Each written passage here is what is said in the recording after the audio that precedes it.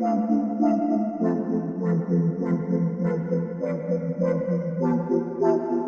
in, ladies and gentlemen, to MBR, or as we like to call it around here, Nothing But Rants, the show where I find topics that I'm oddly passionate about and I pontificate upon them. These are not hot takes, but rather takes that I'm hot about. What's up? Really like that. You really like that?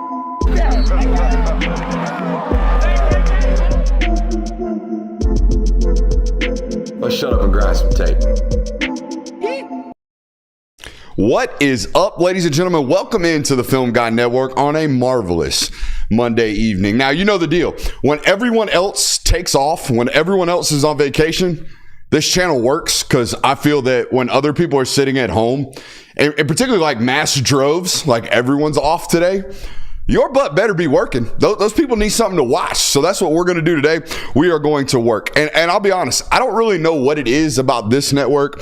I don't know what it is about our product. But we tend to draw in a relatively large number of active and retired service members.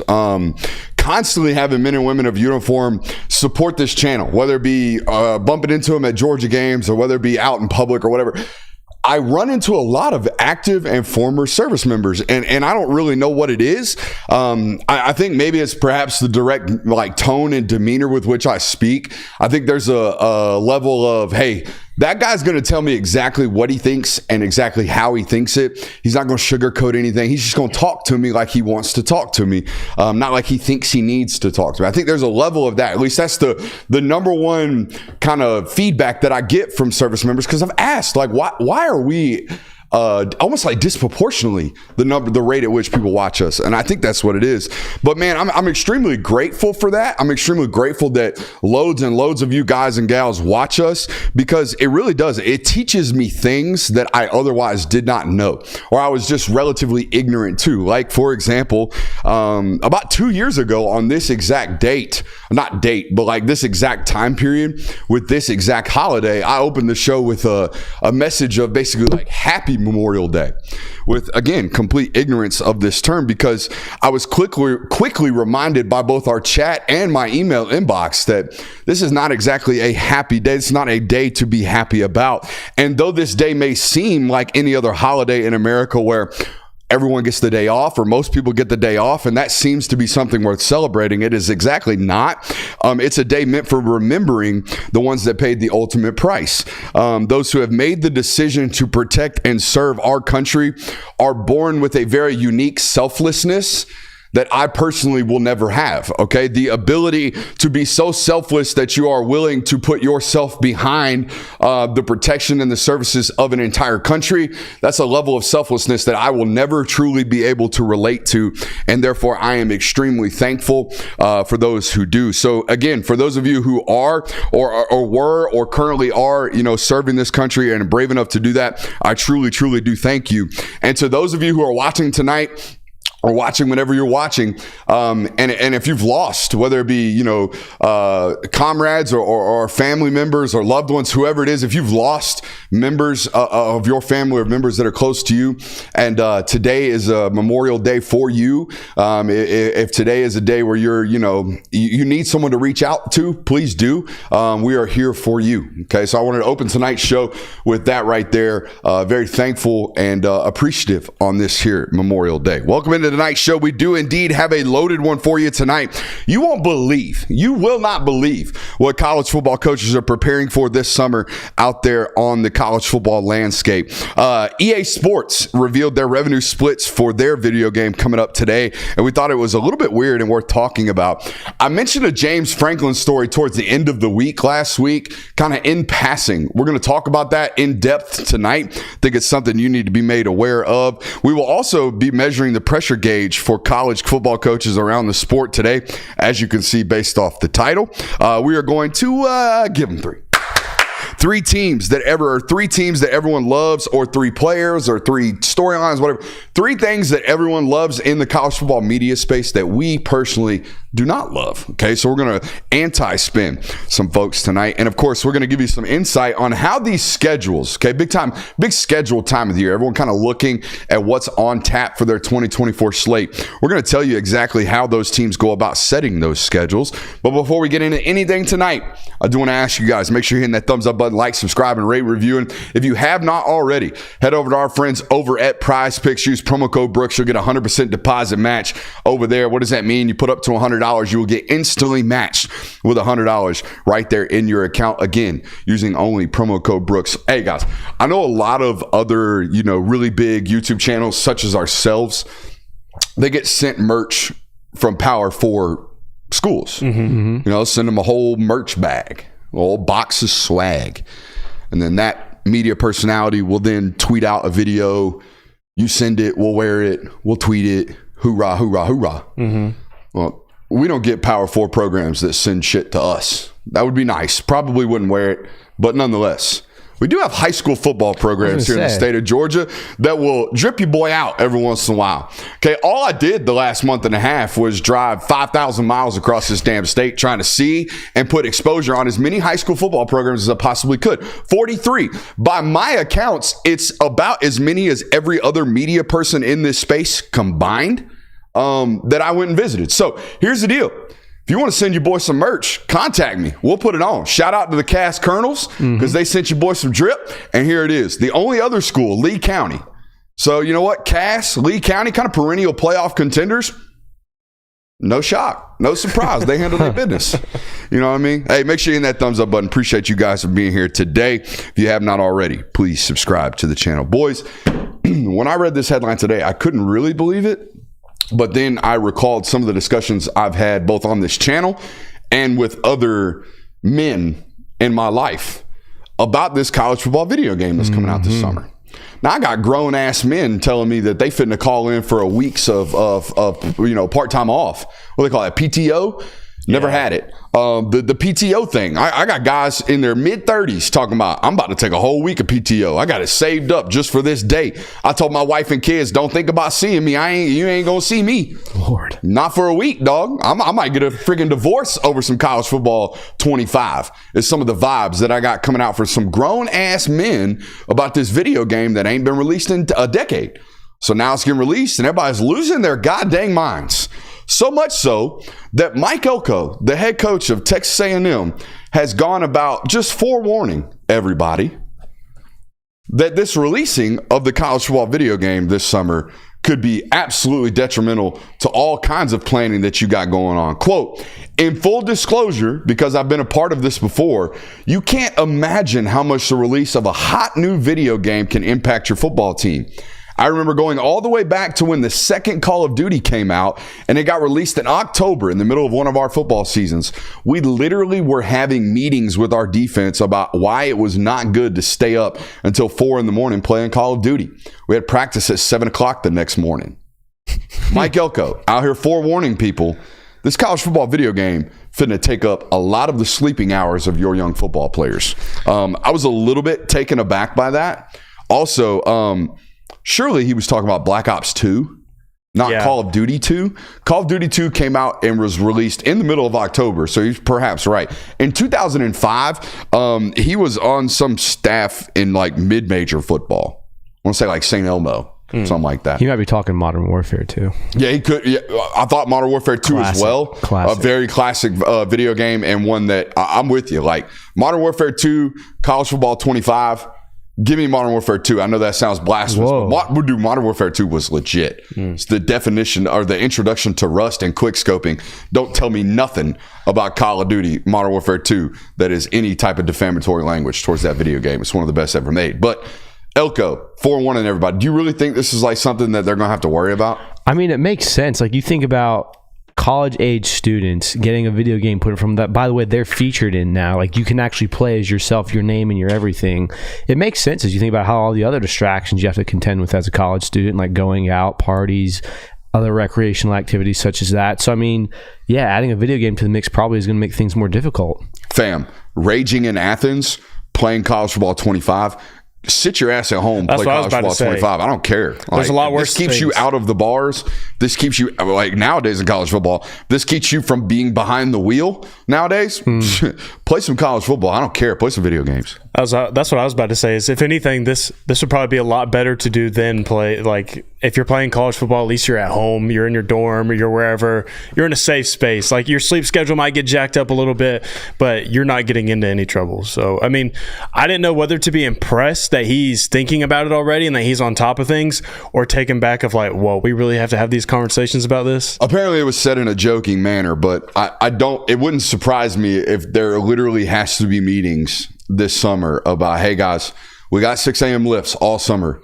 If you show up late because you're playing college football video games, I don't give a shit. Also, by the way, we strapped all of y'all with $600 Whoop, wrist watches that I'm not saying that every school does that, but I wouldn't be surprised. If you're telling me that SEC football teams nowadays are having $25 million annual roster budgets, then yeah, I would probably be making sure that my starting left tackle is sleeping a good bit at night.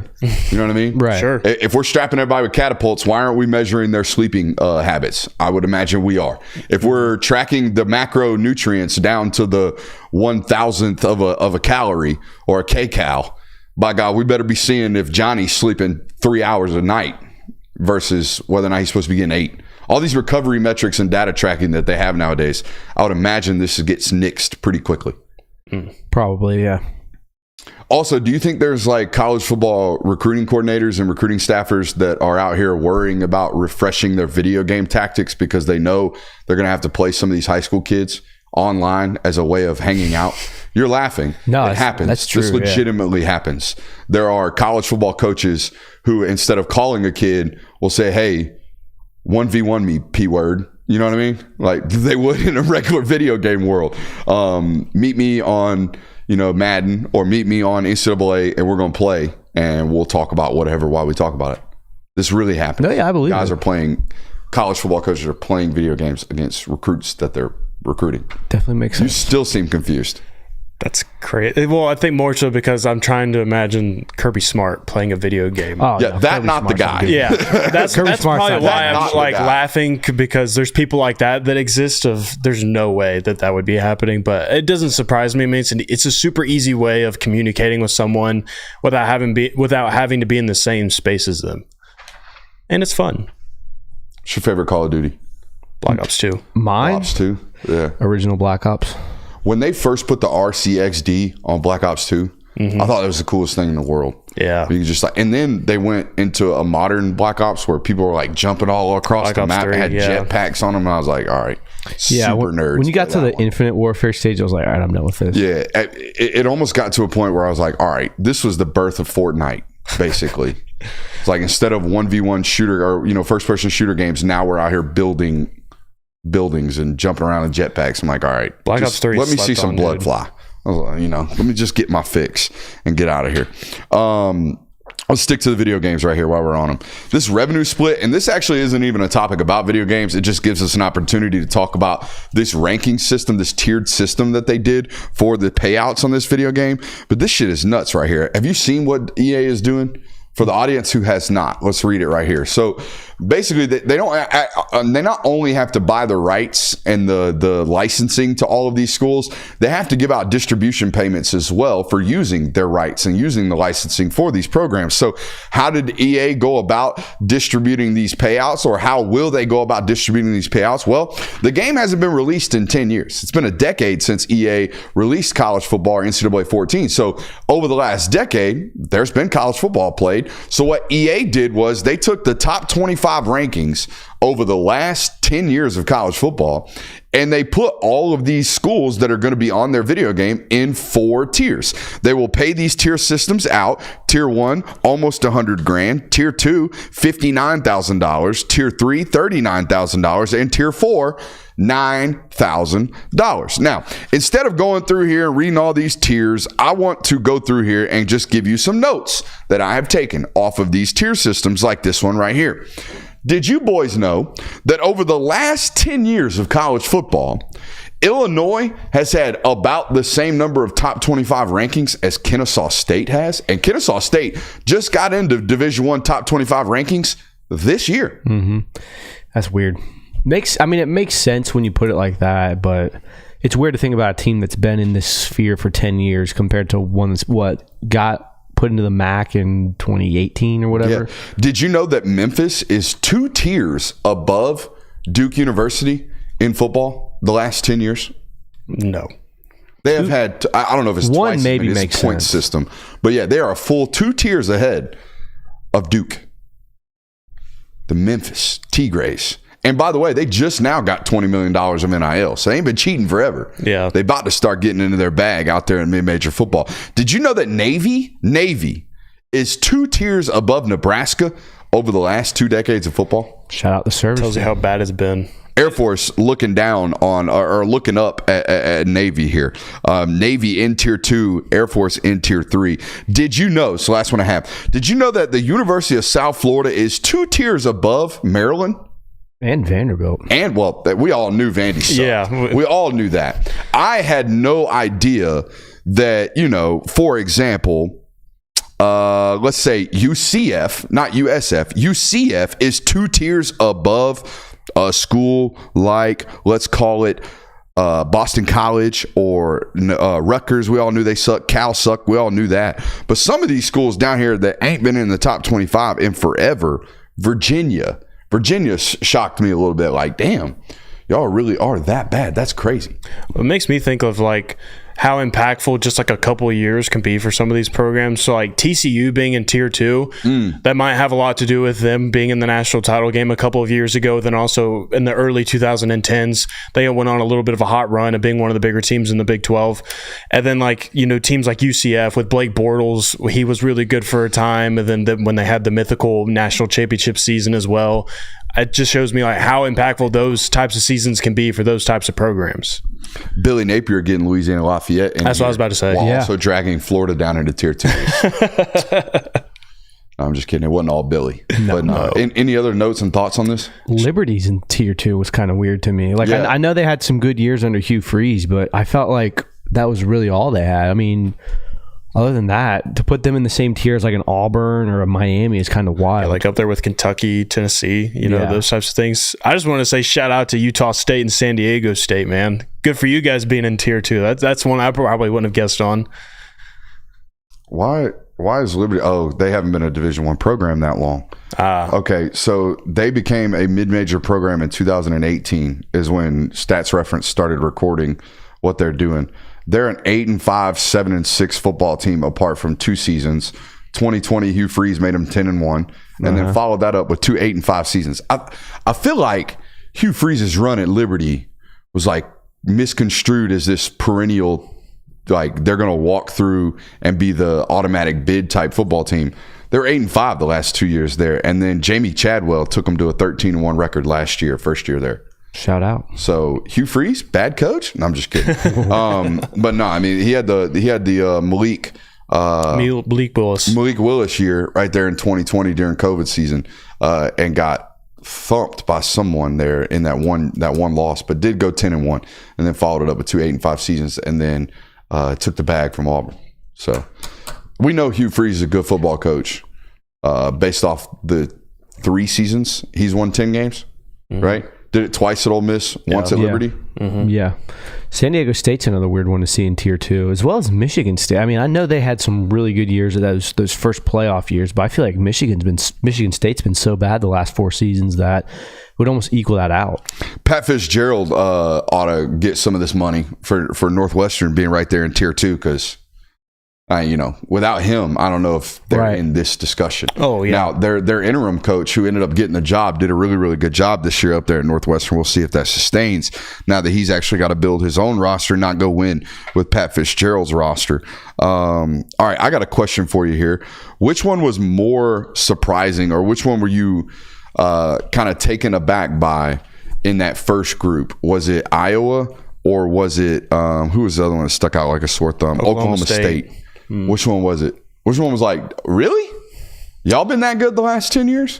Probably Oklahoma State. But then, again, once you think about it, because that run with Justin Blackman in it, that's counted in this era, wasn't it? No. Justin Blackman was like Blackman was 11, 12, 10, So it's 11, right on the 12. cutoff. Yeah, it's just after that. But yeah, But I mean, Mike Van Gundy's consistently had them as an Mike 8-win Gundy. team. Van Gundy's the basketball. I always You're do right. it too, though. Yeah. I No, don't but have the Van in the middle. y'all are right. This is just like we were talking about Hugh Freeze. This is a testament to Gundy's ability to coach absolutely. football. Like they're a 9-win Big 12 team the last 10 years is what they have felt like. So that will immediately crack you into the top 25. Now that's the thing about these tiers. It was just, hey, top 25 selection. I don't think it was weighted like a 1 ranking was not weighted differently than a 15 ranking or a 25 ranking. I think it was just there, which curtails me into my next question. Which one of these is most unlikely to be outside of tier 1 the fastest, Iowa or Oklahoma State? I'm going to go with Iowa, and here's why. Iowa has had a gift wrapped top 25 finish the last 15 years, 10 years of college football because of the Big Ten West. Yeah. It's been so shit. Now they don't have that opportunity. We've removed divisions. So they're actually going to have to play like a legitimate Big Ten schedule for the first time in a decade. Yeah, I mean, that makes sense because, too, when you think about Oklahoma State's situation, you just removed Oklahoma and Texas from the scenario. And even out there, like they're still expected to be one of the better teams in that conference this year, and they're expected to be one of the upper tier programs in that conference for the foreseeable future. Oh, my gosh. So I agree with that one. Iowa more likely to take a major step back almost, I would say. Chat's in here talking about San Diego State being in tier 2 there. Yeah, I was surprised by that. Asking, didn't they have a good run with the former Michigan coach? He's still there, I believe, right? I couldn't tell you. Forget Buddy's name. And then the next comment says, yes, and he is now the head coach of Arizona. Incorrect. The new head coach at Arizona, and we only know this at this channel because he has a very distinct name. The new head coach of Arizona is Buddy from San Jose State. Yeah. Not Buddy from San Diego State, who is Barry Odom, by the way. That is his name. Or is he at UNLV? Barry Odom's at UNLV because he rode a bull this spring. How my brain works. But nonetheless, the new head coach, Brady Hoke. Brady Hoke. So yeah, it is former Michigan head coach is there at San Diego State. The new Arizona head coach is Buddy from San Jose State, who we don't need to know the name of. Yeah. He's just Buddy from San Jose State. So there's that. I'm with y'all though. I think it's more likely that Iowa falls out of these rankings than Oklahoma State until Gundy retires.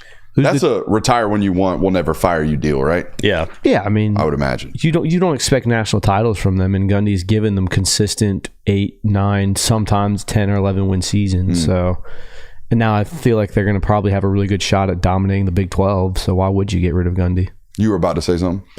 I was just going to say I was kind of surprised Baylor's in tier 2. Yeah, that's a testament to our guy out there at Nebraska, Rule. Oh, Matt Rule. Mm-hmm. Yeah, he had a 3 or 4 year stretch there with Baylor, and then and I when think did the Art? when did the Art Briles? I want to say that was like 2015. I'll look it up. So yeah, I mean Baylor's had I guess 2 or 3. I think Baylor has just kind of been a program where they have really high highs, really low lows, and so it feels surprising that they're up in that tier. Right. But then you think about it, like those really high highs, they kind of last a while, and I mean they remain ranked for a couple of years at least when they have those highs. But those low lows make you forget about those high highs. Baylor's last 2 years under Art Briles would have been covered by this 10-year span. Those 2 years he went 11-2 and 10-3. There you go. And then was properly adjudicated of his position out there. I don't think the adjudicated is the right word there, but Promoted it's a big word. And then some guy named Jim Grobe took that head coaching job. I forgot about that. Went 7-6, and then they hired Matt Rule. He went 1-11, and by the time within 2 years they were 11-3 and losing to Georgia in the Sugar Bowl, and he was off to Carolina. So a pretty quick turnaround. And check this out: went 11-3. The very next year, Dave Aranda took the job 2-7. That was a COVID year, yeah. And then Aranda, it was a COVID year. And then Aranda popped the 12-2 season. 5-7. And since then, it's been flamethrower underneath that seat since then. Yeah. It's been ugly. But yeah, you're right. The Art Briles years and the Matt Rule years puts Baylor in tier 2. Mm-hmm. So, any more tier discussions? Thoughts, comments, concerns? I think that was everything that I'm good on that as well. Weird to distribute the money like that. Why wouldn't you just establish one price and give it to everybody? Yeah, that's what because I mean, I guess you could argue that like the Alabamas, the Georgias, the Ohio, with more. The big name brands are going to get more. Yeah, they're going to bring in more revenue for the game, I guess. Like, you can't pay Notre Dame what you pay Akron. No, you're right. But I guarantee you at Oregon and at Texas, Oregon being a tier 1 team and Texas being a tier 2 team, I guarantee you those athletic administration departments don't misplace that 40 grand. They'll never know that they didn't get it, is what I'm saying. Yeah. Right. You have a budget that's 200 and like the income statement last year at Ohio State was $250 million. That's the income statement. Yeah. Okay. The overall budget and money in, money out, there's probably $1 billion worth of transition of funds going on right there. So $100,000 is the definition of a drop in the bucket. It's nothing. Like, they won't even see it. So I think it does nothing but give us kind of a general talking point about where programs are right now in the world of college football. So there's that.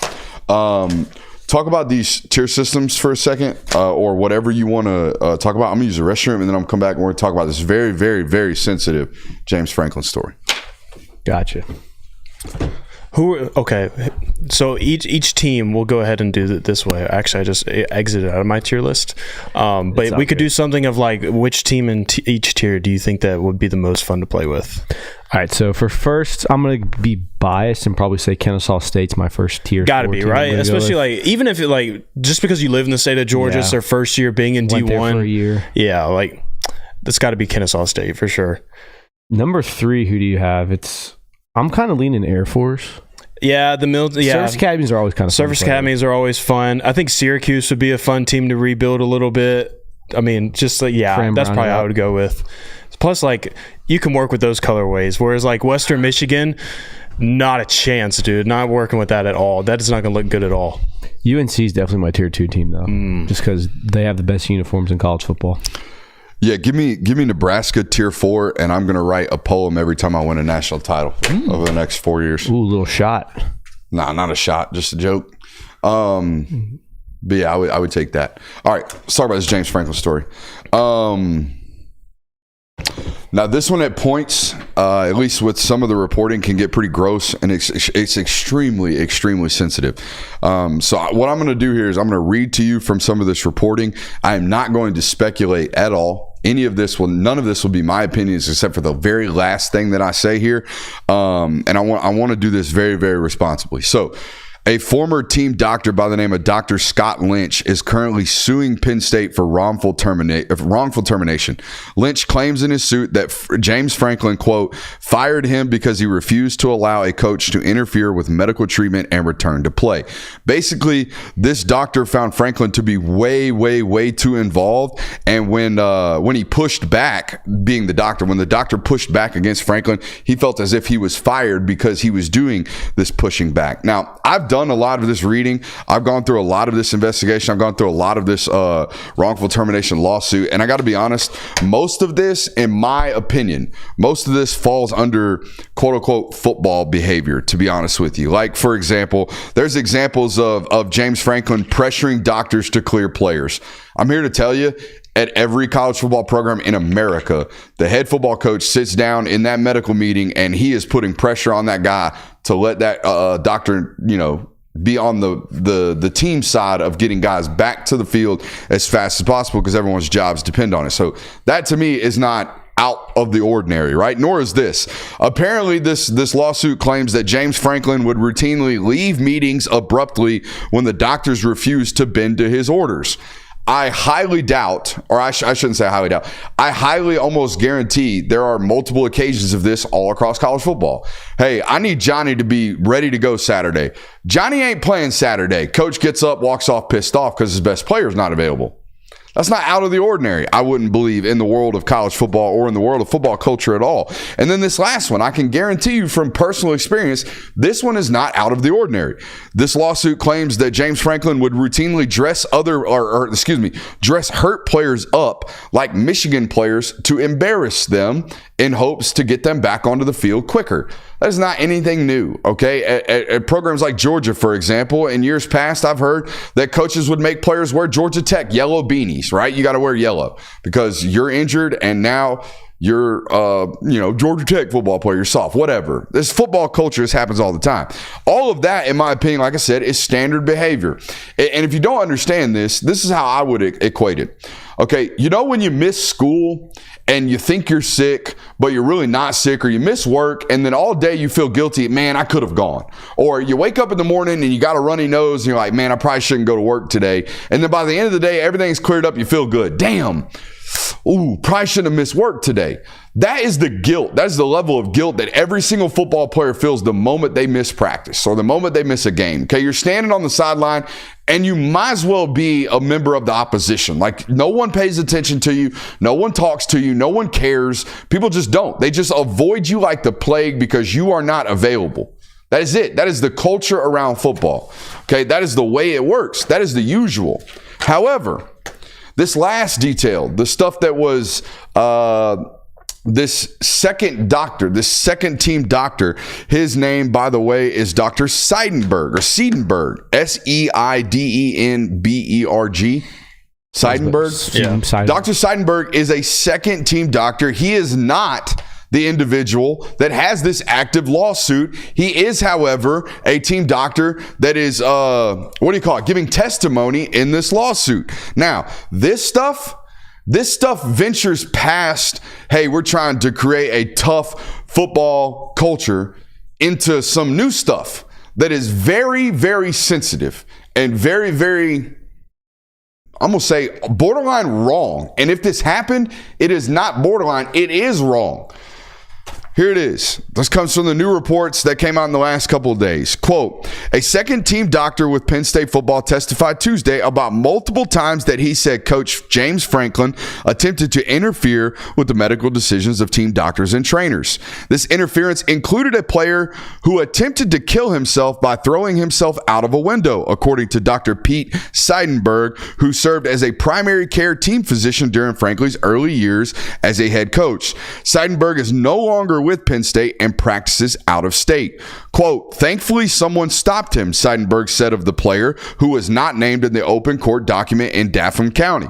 The suicidal player was still receiving treatment in short-term psychiatric care, said Seidenberg when testified. Franklin and then Penn State athletic director Sandy Barbour wanted the player medically disqualified from the team. It was later clarified that under NCAA rules, the medically disqualified player would not have lost his scholarship benefits at Penn State, but he would be forever banned from playing football there. The medical disqualification also would allow a new scholarship to be made available for another player.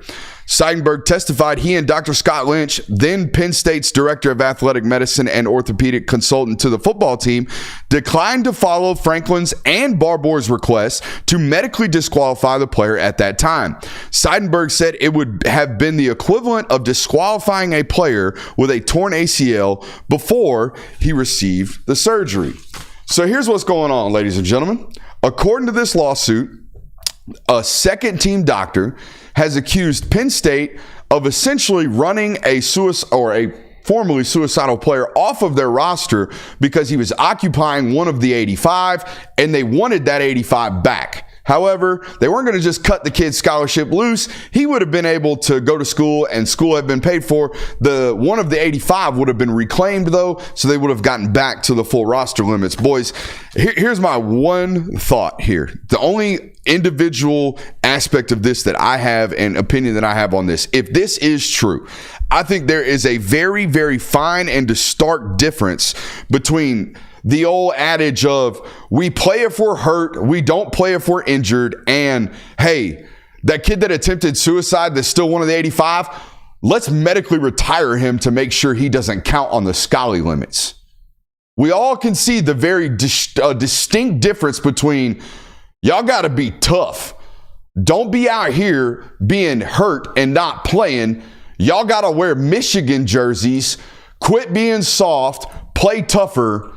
Hey, that kid that attempted suicide last semester or whenever it was, let's make sure his 85 is back on our roster. Those are two distinctly different circumstances, okay? One is football culture. The other is, wait, bro, what did you do?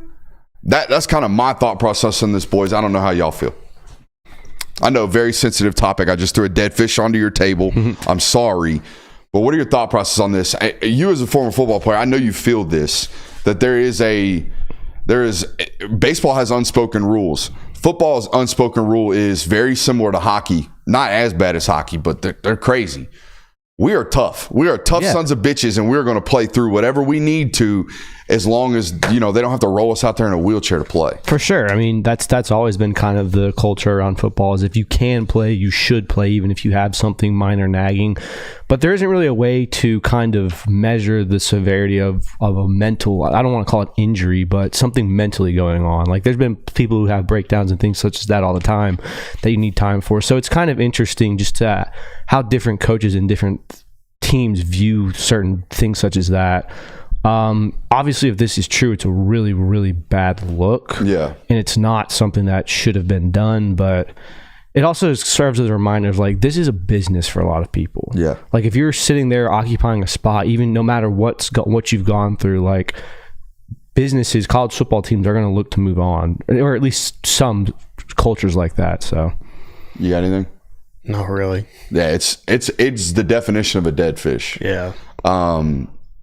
Again, man, this is different to me than, like, for example, Brian Kelly has a body on his hands. We all know this.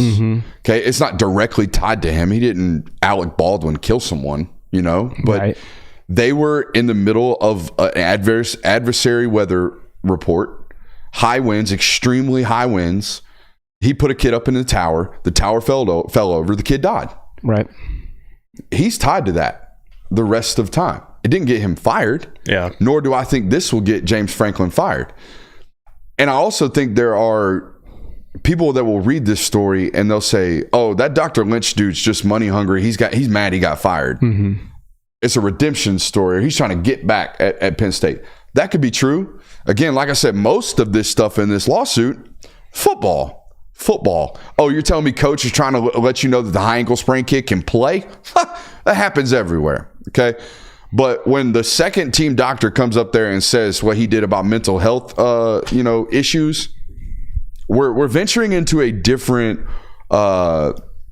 hemisphere in terms of my reaction towards that decision. So I think that's kind of where we're at with this story for me. Yeah. All right. I think it was worth talking about, though, especially differently than the way we did it Thursday, which was we were hee-haw and I looked down on my show notes and it's like, oh, James Franklin took a Scully from a suicidal kid. Did that really happen, bro? If this really happened, where are your priorities, bro? You know what I'm saying? Well, every single one of these coaches, because I've been recruited by some of them, they're all the same. I've heard their pitches. One of my favorite things to do during the spring is to go to a school that isn't practicing that day and sit in on some of these recruiting pitches that these coaches give. And I only see it from coach to player, but I guarantee I know how it goes when coach sits in the living room of mom and dad. Because I know coach looks at mom and dad and tells them some version of, I'm going to love yours like he's mine, right? All you jamokes say that stuff, every single one of you. And then we find out years later in some of this, again, may not be true. If it is, I will never believe anything differently than your number one priority all the time is to win football games, and you still can't get over Michigan and Ohio State. Oof. So there we go. Oof. A little barb at the end. You didn't like that one. You oofed me. No, I mean, it's definitely a warranted shot if this is all true, but that's why I wanted to approach it really, really lightheartedly. Sure. And had the Lynch dude, had the primary plaintiff, the primary person in the lawsuit, had he said this stuff on the stand, I'd have been like, ooh, maybe with a bit of hesitancy would I jump on this. But a second team doctor coming out and stating this on stand under oath, tells me he's probably not lying. Yeah, right. Probably not lying. If he is, all the other stuff. But that's crazy to me. We got to go in and recoup the 85. Whew. All right, here we go.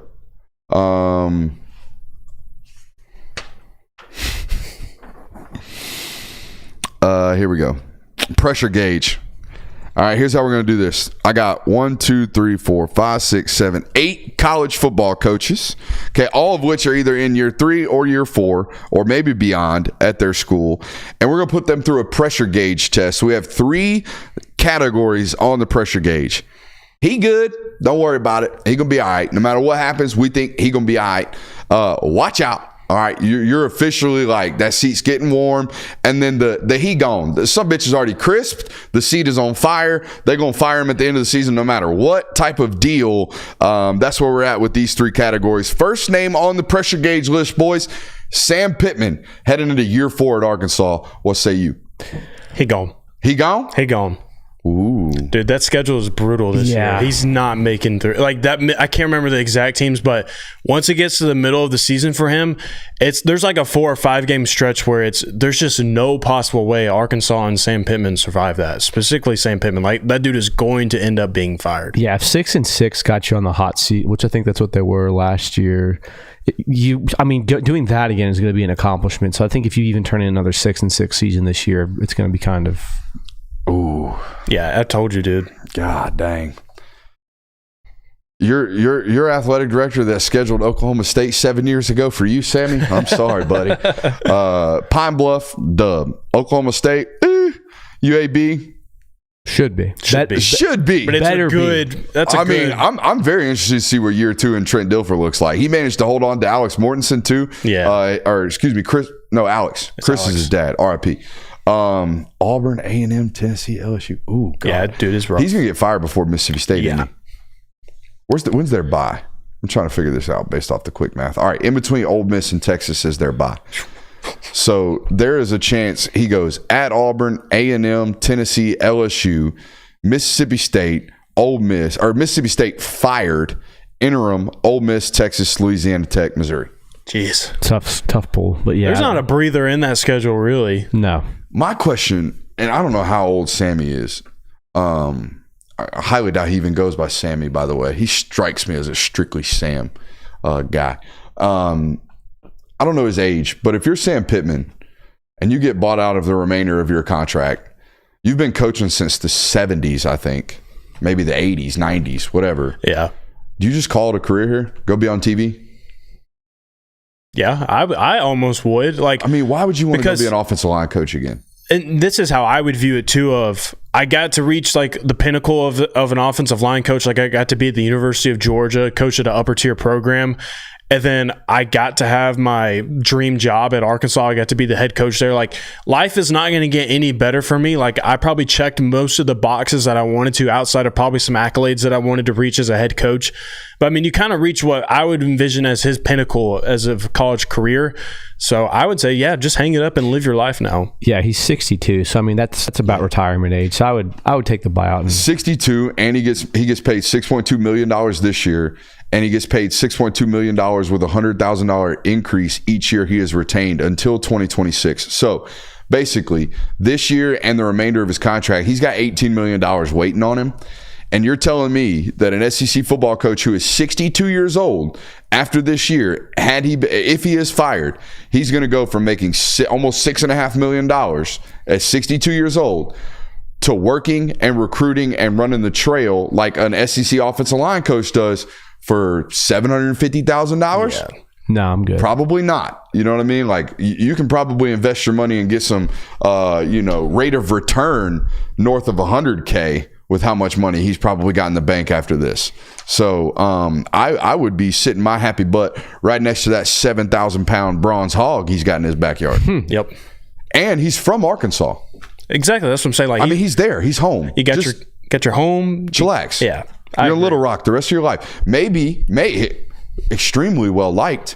Maybe push that athletic director's ass out of his job. Go get that one, because he biffed the basketball coaching job. Old buddy announced that he was going to retain his head basketball coach. Head basketball coach was like, "This is news to me." This is what? Musselman's the guy's name. Yep. Musselman turned right around and was like, this dipshit of an athletic director thinks I've signed with him. I'm going to go take that USC job for twice as much money. And now Arkansas out here hiring Calipari. So, maybe some get into the political realm for Sam Pittman, which is basically what athletic directors' jobs are. All right, Billy Napier. Toast. He good? Watch out. He gone. Toast. He's toast. He gone. He gone. He been gone. Marty Crisp. We've kind of talked about that ad nauseum. Like there's nothing really he can do this year. Unless you miraculously go 8-4 or 7-5 and beat a really, really good team. Come mid-October, he's going to be that marshmallow that's so burnt it's falling off of the hanger. Yeah. Into the fire. Yeah. Just it's like, go ahead and get you a new one on there, bro. Like, don't even waste your time with it. You're cooked. You can't even save it. All right, so we're good on that one. All right, the next one. Now, I think we might have differing opinions here. Dabo Swinney, what say you? Watch out. I'm going to watch out.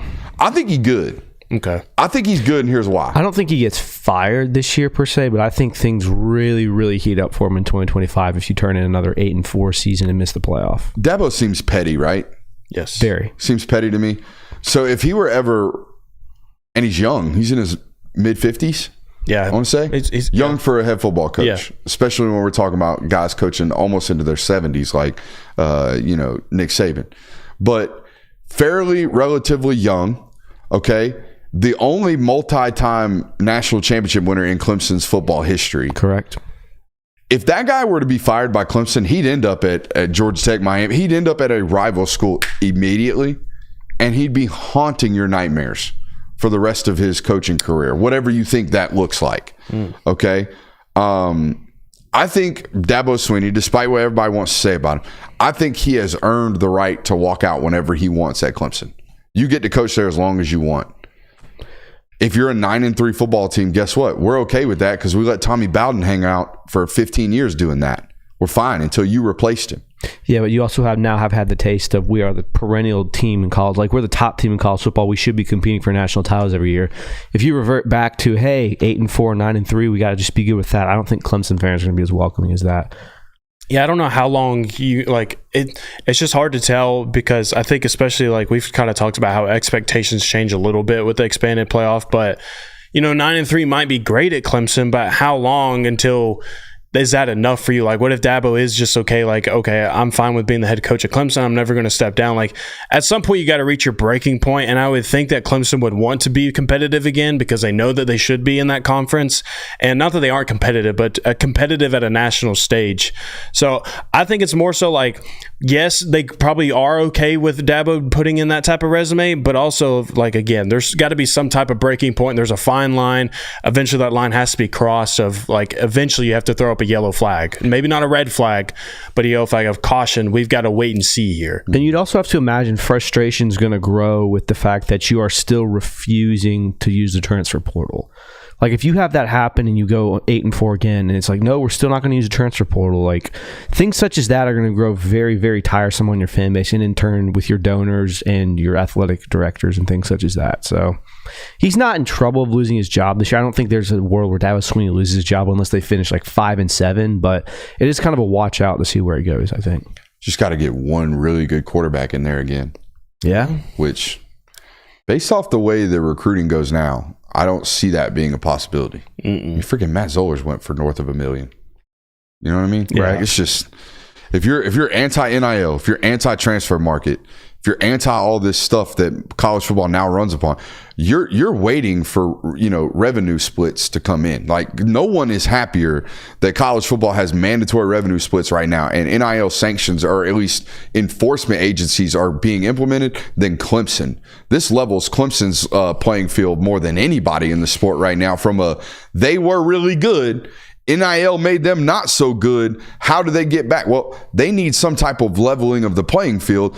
Salaries and revenue splits and NIL enforcement agencies would create exactly that. So I think we need to, I know our boy Paul Feinbaum was out here cooking Dabo the other day and was like, he's done. He stuck his head in the sand for 3 years. Not only 15 minutes. He did it for 3 years. Yada, yada, yada. Don't see it. They can only be a 10-2 football team moving forward. It's changing for the better in Clemson's regard moving forward. Correct. So that's good news for them. He has at least gotten past this 4 or 5 year time period where, hey, it's the wild, wild west and only the cheaters prosper. And you guys are Joel Osteen football and y'all aren't going to be able to cheat and y'all refuse to cheat. So, or at least play on the edge of the rules. So y'all just aren't going to be good. Y'all are going to fall by the wayside. Well, they're going to come back to at least a modicum of, competitive on the recruiting trail with regards to player acquisition. So that's good for them. So he's good. He's going to be fine. Y'all just got to get past this era of college football where, again, the best cheaters prosper right now. Sure. And I know it's not cheating. It's all legal, but we know what it is, man. It's pay for play right now, and the biggest bag wins. And that's a tough place to be when not only you don't have a bag, which Clemson historically does not, and you have a refusal to disperse of the bag. Like that's going to kill you on these runs. Brett Venables out there at Oklahoma, what say you guys? I'm on watch out. I think he's fine. You think he's fine? I think the amount of grace you get in the first year of the SEC, like I don't think any coach should be fired regardless as to what happens the first year they're in a conference. Now, if he's out here losing to the group of 5 teams that your gimme wins, yeah, obviously that you have a problem. But I think if he turns into 7-5 or an 8-4, or maybe even a 6-6 season, things will definitely heat up. But I don't think he's going to get fired this year. But the whole talking point there is, yes, 8-4, 7-5, you might be okay. But the whole stipulation with that centers around what we say of Jackson Arnold. Like, he has to be – like, if Jackson Arnold looks good in an 8-5 season, then, yeah, you're probably fine, Brett Venables. But if you go 8-5 and those 5 losses are because you had incompetent quarterback play, then you're getting put into this watch-out range, or maybe even, like, you're on the verge of being gone because this is what you're hinging your, like, everything to. You also have to remember that fan base in Oklahoma, I don't want to speak for the whole entire region because they are very new to this area of the country in terms of this conference, but Oklahoma has the rare little brother complex that's been beating the shit out of big brother for the last 2 decades. Oklahoma has kind of owned Texas since the 2000s, since the aughts. Yeah. And I would say even like maybe the later 90s kind of got them, started getting them all the way into the aughts and carrying on up until outside of the Vince Young years and all that stuff. And some Mac Brown stints in there. But they have this, we got to keep up with Texas mindset. Or we got to be as good as Texas. Or Texas. Most of their recruiting battles will come against Texas. Correct. Texas and Sark look really freaking good right now. And nobody in Oklahoma's fan base can sit there and say that they're doing anything other than playing catch up with that football team right now. Correct. So every time Texas goes to a college football playoff, it amplifies when you go 8-4. You know, if you're highly competitive in those 8-4 and you lost 4 games, no one's going to care because you're 8-4 and Texas just played for a freaking national title. Okay, so I think that's another talking point here of, yeah, you're going into a new conference. Yeah, you're going into a more difficult conference. Yeah, you got to figure out the defensive side of the football, defensive coach. Yeah, you just let a really, really good starting quarterback go out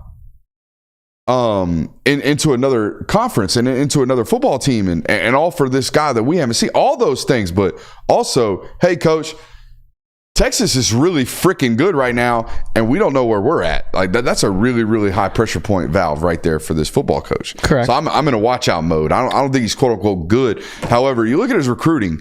It's not terrible. Yeah. Nope. 6, 12, and 3. Now, the third overall ranking right now in 2025, that's 23, 24, 25. This number 3 overall recruiting ranking on 24/7 composite, I think it's Fugazi because they have 15 commits. The rest of the sport's got about 12. So you got more than everyone else. You don't have a 5-star committed yet. Same as Notre Dame right now. Same as Notre Dame. Notre Dame, get out of here. Yeah.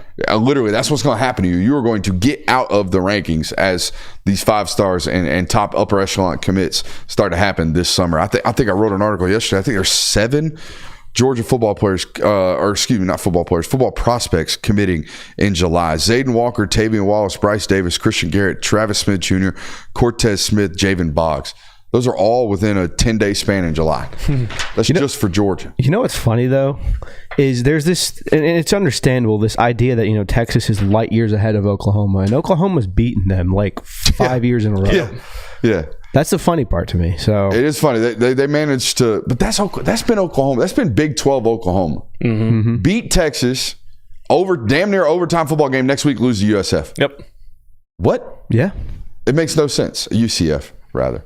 But that's been Oklahoma the last 3 or 4 years, even dating back to Lincoln Riley's time. Like drum up Texas, lose to Iowa State the next week. Drum up Iowa State when they're good. Next week, lose to Kansas. It's like, what are we doing, man? So yeah, that's something they've got to continue to do. We're all in wait and see. You're in your good mode with Venables. I think he's okay this year. All right, Shane Beamer, he gone? He gone. He's going to be gone. He gone. So that made me think of, If both of these worlds collide at the same time, what if Dabo took the South Carolina job? If these two worlds collided, where Dabo is in a position to take a new job, because you mentioned like he's petty, he might take a rivalry job. Like that'd be just incredible to witness. Is there a local lake or river close enough for him to baptize his players in at South Carolina? Because there certainly is at Clemson. I mean, you sweat enough in the month of August, it kind of feels like you're being baptized. There you go. So like, but is there a large body of active water? We'll have to check. I think it's like a prerequisite for Dabo. So, but no, that would be a funny world right there. Dave Aranda. I'm surprised he didn't get fired last year. He's gone. That 1-12-2 season's got him on the hook right now. Well, yeah, but I mean, they lost to Texas State week 1 last year. It was so bad. And that was the team at the beginning of the year where I was like, Dave Aranda's got to get this going, and then he loses to Texas State week 1. I was like, oh, dude, like, what are we doing? I think they closed out 2023 with what, 1, 2, 3, 4, 5 straight losses. Yeah. Any of them close? Or were they lay down affairs? Was his team quitting on him, Kirby? That's what I'm asking. They lost by 3 to West Virginia to close out the season. Then it was drummed up by TCU, lost by 4 to 25 Kansas State, lost to Houston in overtime, lost to Iowa State by 12. So they were fighting. They were fighting, but I mean... So they were just drained by the end of the year. And just a shit football team. Yeah. A shit football team was playing hard. 3-9. Like, how did he not get fired last year? Because they're playing hard. Tough team. I guess. Tough team. Back to the Shane Beamer conversation. I know your timeline's running thin when your own fan base is cooking you on social media. Mm-hmm. They put out a video for the things they loved you for 2 years ago. Exactly. They put out a video. Did the South Carolina football social media team of him like playing Nerf tag in the facility, racing his kids down the hallway, giving the feet for free, doing the Beamer stuff. And a South Carolina fan quote tweeted and said, "Fam, we were 5-7 last year. Does like nobody remember that? Mm-hmm. Like, I'm glad we're having fun in the office or some shit, but get back to work, dude." Right. So yeah, once your fan base starts, like you said, cooking you for the things that they loved you for previously, you might be in some deep shit. Clark Lee, he good. I think he's good. Alma mater. Like, come on. It's they're doing some stadium renovations. Yeah, they're probably tight on money. Yeah. What does Vanderbilt expect from a coach like this? This is a discussion. I wish, honestly, again, jealousy right across the forehead. I wish I had a platform big enough, like Josh Pates, to where I could look Vandy fans in the face and say, "Vandy, what are your expectations? Do you think you're good? Like you're going to fire your coach if you don't go 6-6? Or here, if you don't sweep perennially your non-conference schedule against non-power forward football teams, you should be fired. Is that your expectations? Mississippi State fans, what are your expectations? Because for Vandy, I think you should sweep your non-conference schedule. For Mississippi State, I think you should just be fun. On either side of the football, fun. I don't care. Just make it fun. Run an odd 3-3 stack that makes it real difficult for teams to play offense against you randomly. Do the air raid to the maximum. Okay, Mike Leach it. Get Jeff Lebby in there. I think Lebby's going to be fun. That's my expectation for Mississippi State. I don't have wins-loss expectations for them, but I bet their fan base does. Yeah. These are things that I want to know. Because right here, Vandy, what do y'all expect Clark Lee to do? Because I thought old buddy before him did a relatively decent job. Derek Mason. I thought Derek Mason was a good football coach, except for at the end during the COVID stuff, it got really, really headliney. Yeah. Like we're like half our team's quitting on us. We're Sarah Fuller in it. Like we're doing weird stuff enough to get you fired. But I also thought, like, damn, dude, some years your teams played and you were competitive at Vandy. Like that's tough. Georgia to do. 1 year. Huh? Yeah. They beat Georgia in 2016. 2016. So I'm very curious there. Ryan Day, watch out. He's fine. He good. Y'all think he's good? He's good. Fine. Shit. Lose 2 games. Look constipated on offense after we spent $3 million on your offensive coordinator and $2,700 million on your roster. Lose to Michigan. We'll see. You know what I'm saying? Yeah. Fuck around, find out. Fuck around, find out year for Ryan Day. That's what it is. It is 100% that. Look, I think we have entered a space in college football where you had pressure on you when we weren't spending astronomical amount of money because you kept losing to Michigan. All right, you had a tremendous amount of pressure on you because you can't get it done in big games in the college football playoff. And then, oh, by the way, We're going to give you a shitload of money, and we're going to make you have the most expensive roster in the sport. Mess around. Find out. Do it again. Go out here and lose games you shouldn't lose again, and we'll find out how hot this seat is. I'm with y'all from a rational standpoint. Yeah. He good. Should be good. Winning 10, 11 games, perennial national title contending roster, football program. Offense looks great. Quarterback room's always, relatively, comfortable. Spend $25 million on your roster in one season. Bet you when won't. it's not revenue share, and find out if you lose. Yeah, I mean, there's definitely an opportunity for all hell to break loose and fans to completely be out on Ryan Day, and for donors and things such as that to go, all right, well, you know what are we doing here if you're not even going to get to a national title when we pay you all this money? But I don't think there's any world where he gets fired. This roster's too good. I mean, I don't see it happening. And here's how I kind of view it honestly, if Ryan Day just keeps doing what he's been doing over the last 3 years, he's going to be fine. Because over the last 3 years in an expanded playoff, maybe you don't win the national title, but you're one of the final 6 teams, or like you're one of the better teams in college football. Like you finish as a top 8 ranked team. And if you're continuously doing that, and I know it's fine to have title aspirations this year because you should as Ohio State fans, but if you're a top 8 team consistently in college football, if you're consistently being one of the final 4 teams, or again, one of the final 8 teams, like, you should be able to keep your job in college football. Yeah, I mean, hell, he only lost one regular season game last year to the eventual national champion. Now, I know it's your ultimate rival and you wanted to beat them really bad, but that team won the national title. And then you can say what you want about their game in Missouri, but we all know how opt-outs and bowl game things such as that work. It's a bad look on you, but I don't think that's an indictment on his coaching. It was 10-3, not 63-3. That bowl game. Oh, okay. That bowl game against Missouri with all those opt-outs was 10-3. It was a loss. It looked bad. It was not 63-3. I forgot it was that low scoring of a game. You know what I'm saying? Those are 2 totally different affairs, right? In terms of opt-out losses. One's absolutely embarrassing. The other one is justifiable. Throw it away. It doesn't matter. Right. One is 2019 Texas or 2018 Texas. Ugly. Yeah. Don't want it to happen. The other one is Florida State. Mm-hmm. Okay. And I just looked it up. He's there. He's good. He's signed till 2030. I think we're past the days of teams eating 7 years worth of buyouts. No, with these contracts, yeah. You got to have oil money. You got to have Texas A&M money to be like, oh, we owe him $80 million. Let him go work out at Planet Fitness. We'll pay him. We're good on Ryan Day talk. All right, last segment here on the National Hour. Let's be quick. We're going to give him 3. 3 either teams, things, or people that everyone in the national space loves, but you hate. I'll start here. Number 1.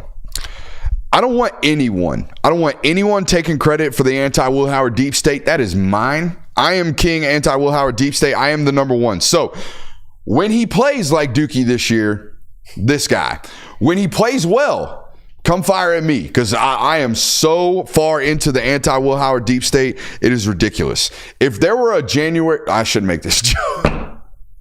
Not gonna make that joke.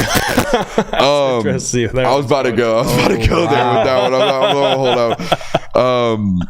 They will play Ohio State. You got it? No, I got it. Yeah. If Ohio State, and I guarantee it, Ohio State will play in at least one shootout this year. Their defense is great. It's great on paper, but it's college football, man. You're going to wake up on the wrong side of the bed one Sunday. Because I'm going to tell you what, if Georgia 2021 can give up 34 points to Alabama in an SEC championship game, Ohio State's going to give up a 35 burger to somebody this year.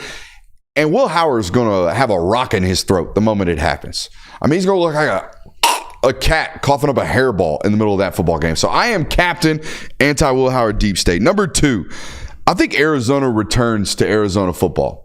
I don't know what it is about Arizona, but everybody's like, ooh, top 15 football team this year, as if they didn't lose their head coach and primary offensive play caller in Jed Fish, and didn't hire Buddy from San Jose State. Like, I know that they kept Noah Fafita, and I know that McMillan is still on the football team, but they lost a ton. They lost their starting running back to the transfer portal. They lost their 2 best defensive linemen to the transfer portal. They had a bunch of football players from a 10-win season leave their roster last year. And I know they won 10 games last year. Do you know, guys, 10 wins last year. Great job. Nice. I can take the previous 4 seasons of Arizona football prior to the 10 wins and not combine for 10. They were like 9-47 the 4 years before last year.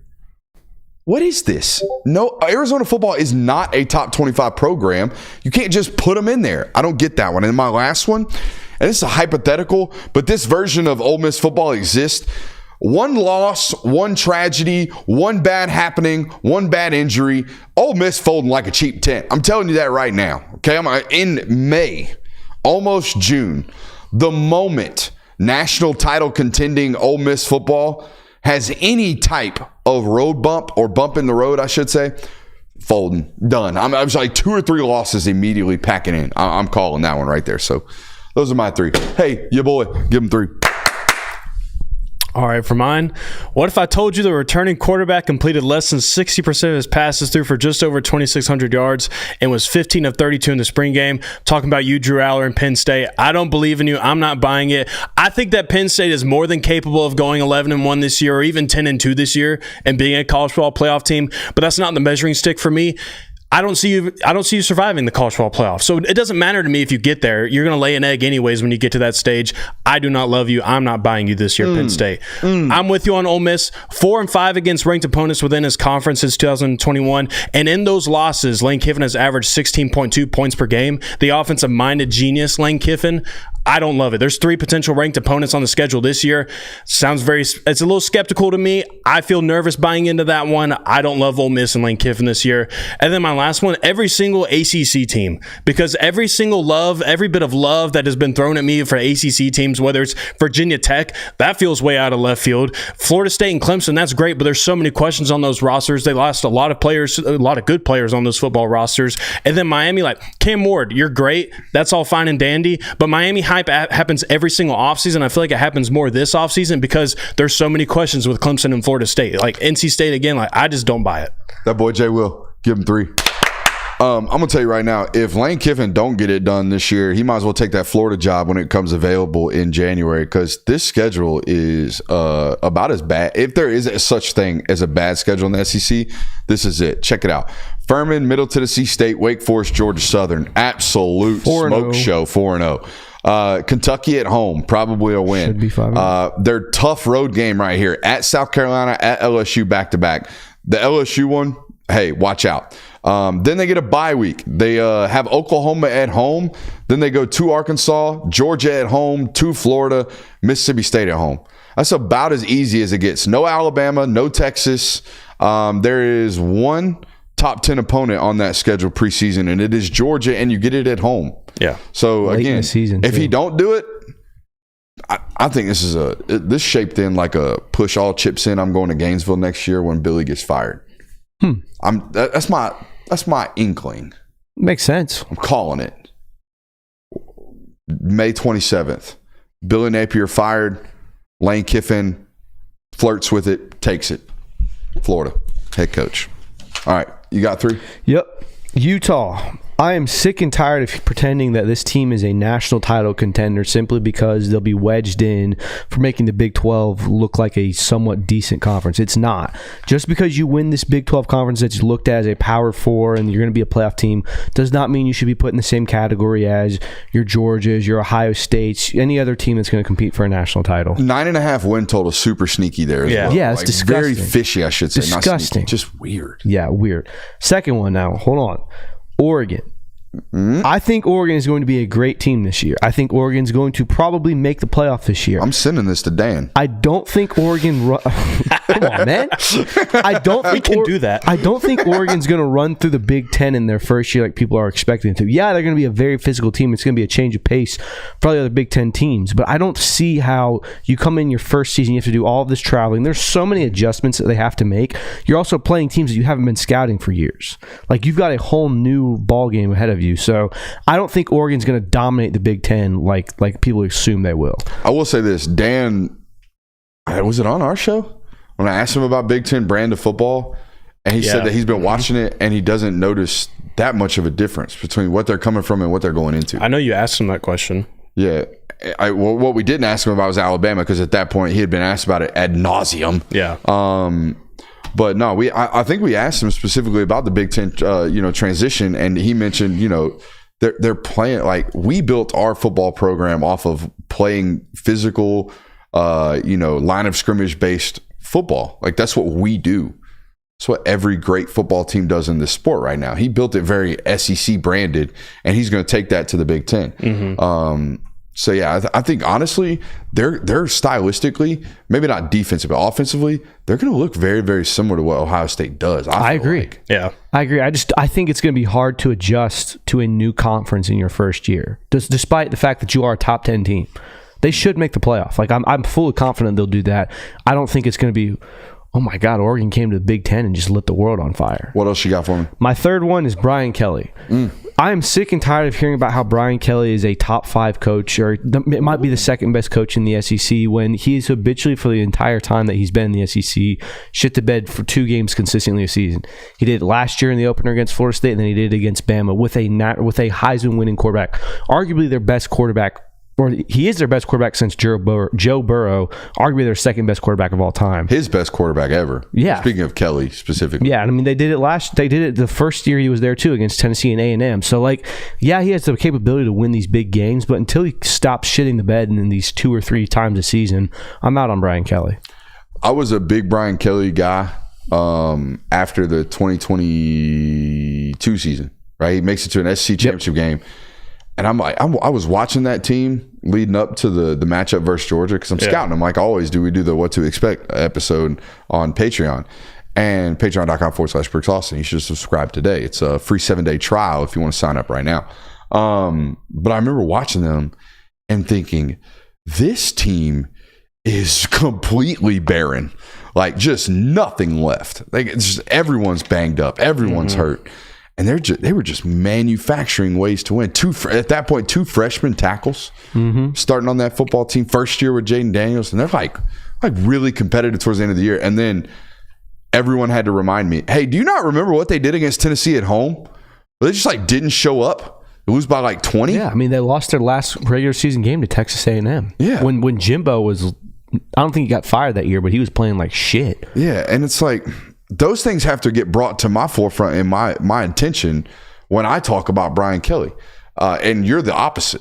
You're like, you remember those things distinctly. Like, this guy sucks because of this. I don't think he sucks. I just think he's overrated for giving the title of, hey, he's the second best coach in the SEC, top 5 coach in the country. Like, now, schematically, defensively, they should be way, way better. Yes. I don't know, because, I mean, how could they not? They spent about $8 million in coaching staff adjustments alone on the defensive side of the football. New DC, new defensive line coach, new DBs coach, new passing game coordinator, a whole bunch of new shit going on at LSU, rather, and USC.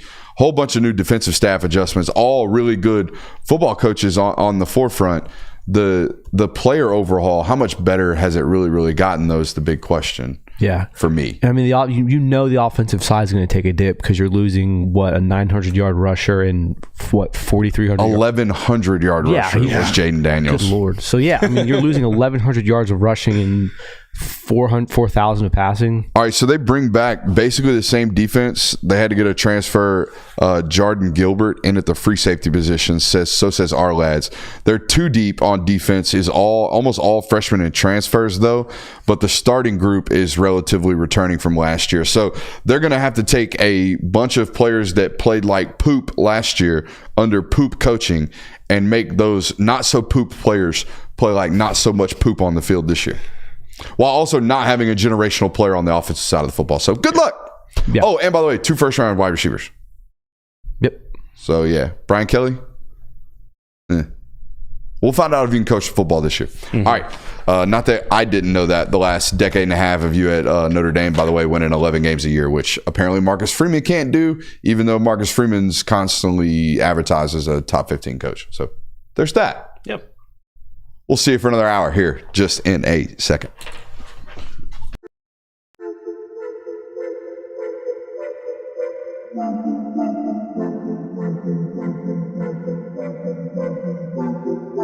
Welcome into Talk the Dog, the show where we find a bone to pick and a take to give. These are not hot takes. These is dog takes. Can I talk that dog? What's up? You really like that?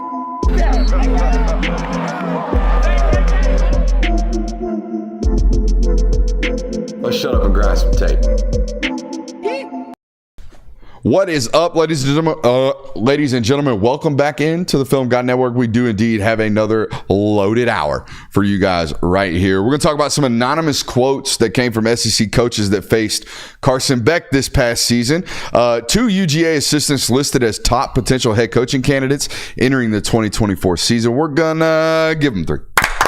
Again today, UGA players that have been overlooked. I think it's a very important topic there. The pressure gauge. We did it in the national hour. We're going to do it in the local hour and apply it specifically to UGA players and coaches this season.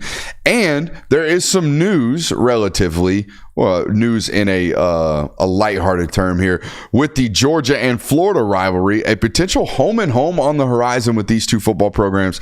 We're going to talk about it tonight. But I want to ask you first and foremost, make sure you hit that thumbs up button, like, subscribe, and rate and reviewing. Shouts out to the cast Colonels for the drip. Also want to give a shout out to our friends over at Prize Picks. Okay, if you have not already, head over to prizepicks.com, use promo code Brooks. You get a 100% deposit match.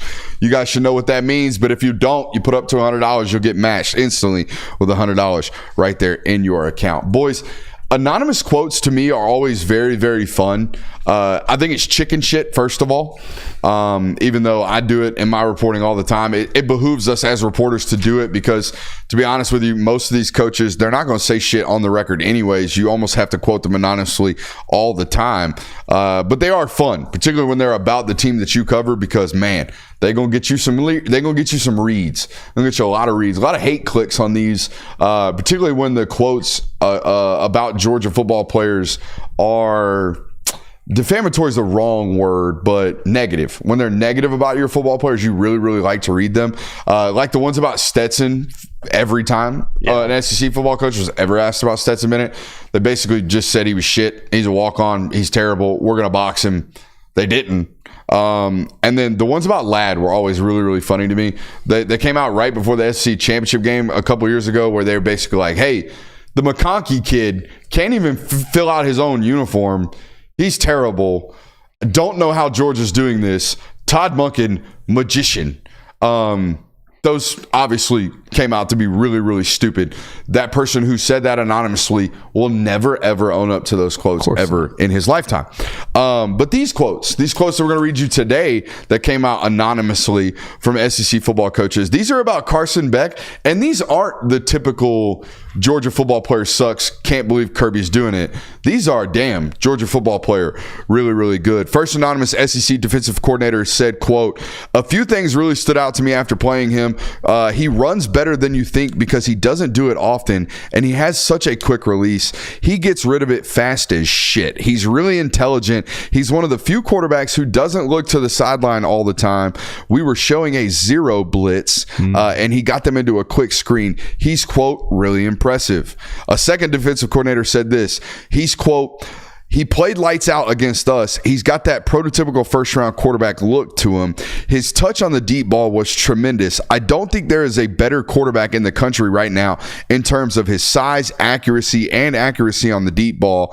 I think he throws a better deep ball than Jaden Daniels." Those were the 2 anonymous quotes provided in these articles, or in the article rather, to The Athletic. I think Bruce Feldman wrote the original article on this one. Boys, what stood out on the quotes there? We'll play a game here in a second of which quote or which coaching staff do you think said that quote. But first, initial takeaways from this, just right off the rip. I think it's really interesting and a little polarizing to hear how the whole talk of the offseason for Carson Beck is he has to improve on the deep ball.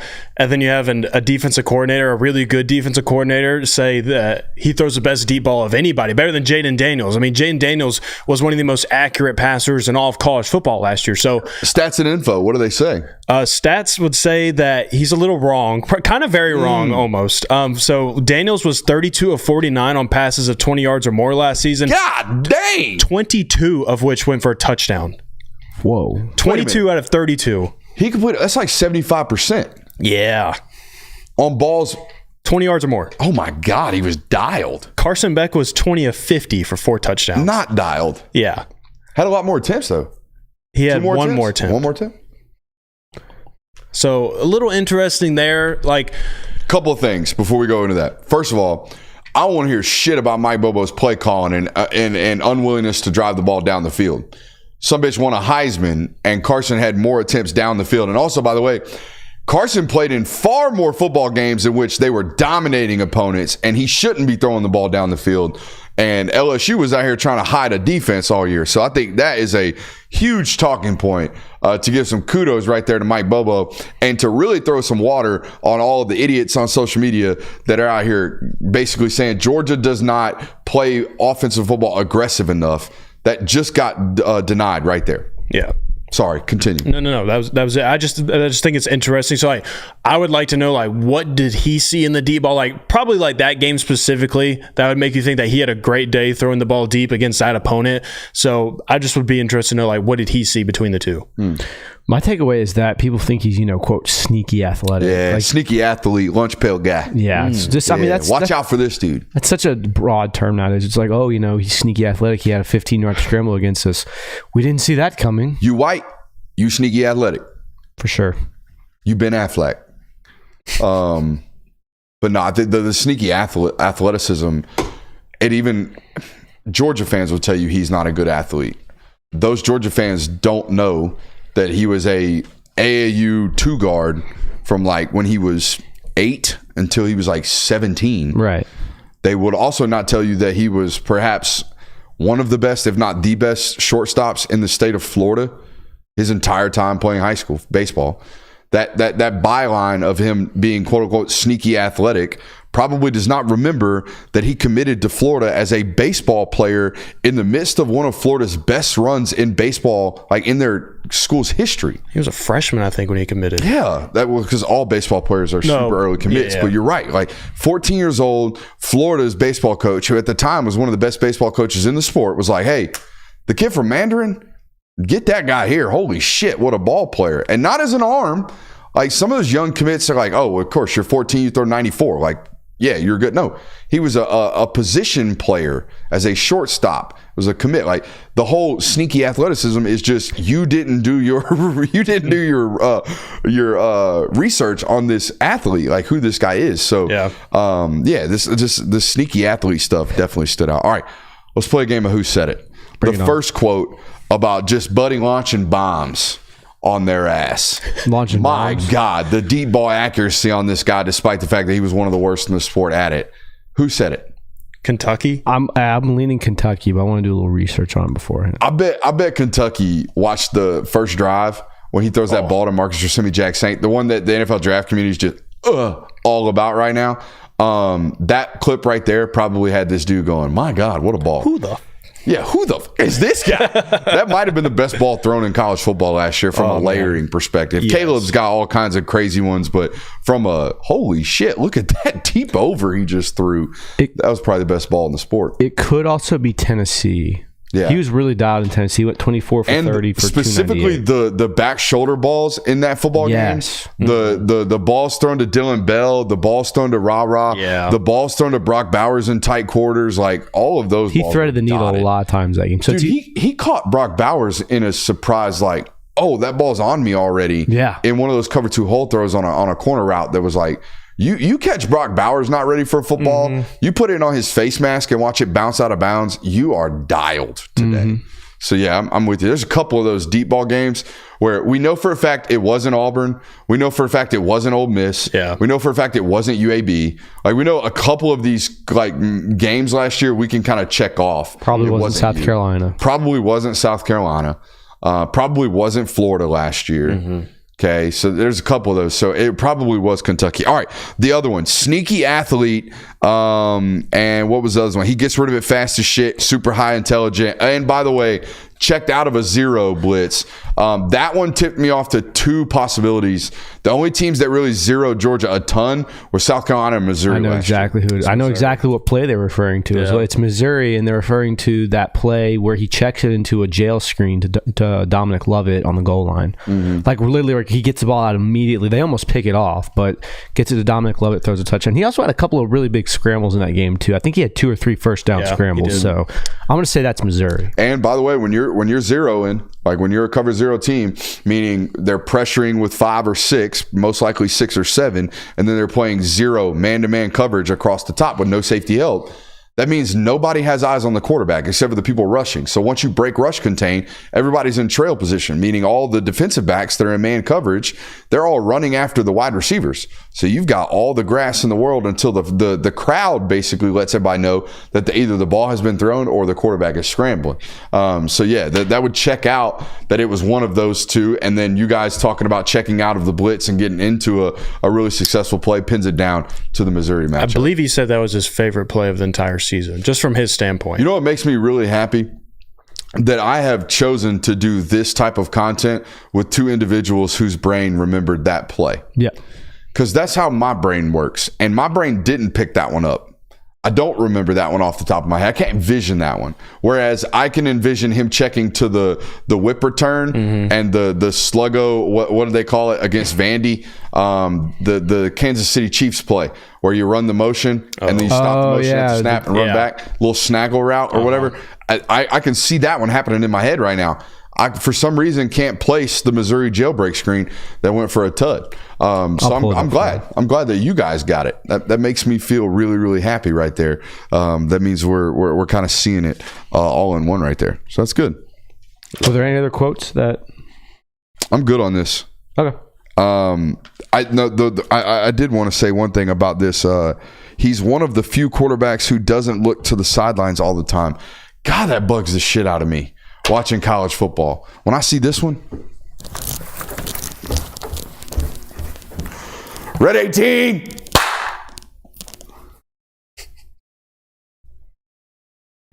Hey, Omaha, check 90. Red 18. Just zero decision making gone on by that quarterback right there. We might as well have just walked out there and stood behind the damn quarterback and told him, hey, the dig's going to be open. Make sure you throw it right here. Which now we're going to be able to do via the headset. But like, the check with me stuff is just, it's so rudimentary. And that's not what this game is. This game is supposed to be very, very complex. It's not supposed to be difficult. It's supposed to be very complex, which is a lot of very simplistic things layered over one another that makes the entire being very complex. That's what football is. It boils down to blocking and tackling, but it's very complex. And this whole, what you want, coach? I hate it. What you got here? Oh, you got the play? Here's a play right here. Put it on 4. We're gonna see how. Yeah, we're gonna see how good. Do you want it to? Nah. I was gonna say. Oh yeah, you're right. 3rd and goal too. Oh, they zeroed him. Yeah, that's got to be it. That's it. All right, now I see it. You didn't want that on the screen, did you? Nah, it's fine. I was gonna say. But I don't think YouTube would have got us. But maybe they would have. Who knows? You never know, man. Never know. Don't want to try them. We don't want to F around and find out. No, we don't. All right, so there's that. All right, we're enough on the Carson Beck stuff. 2 coaches tabbed as potential, like, highly rated, future head coaching candidates. We're at that time of the year where we're already kind of circling jobs that are going to be open, right? We're already circling Florida. The job looks like it's going to be open.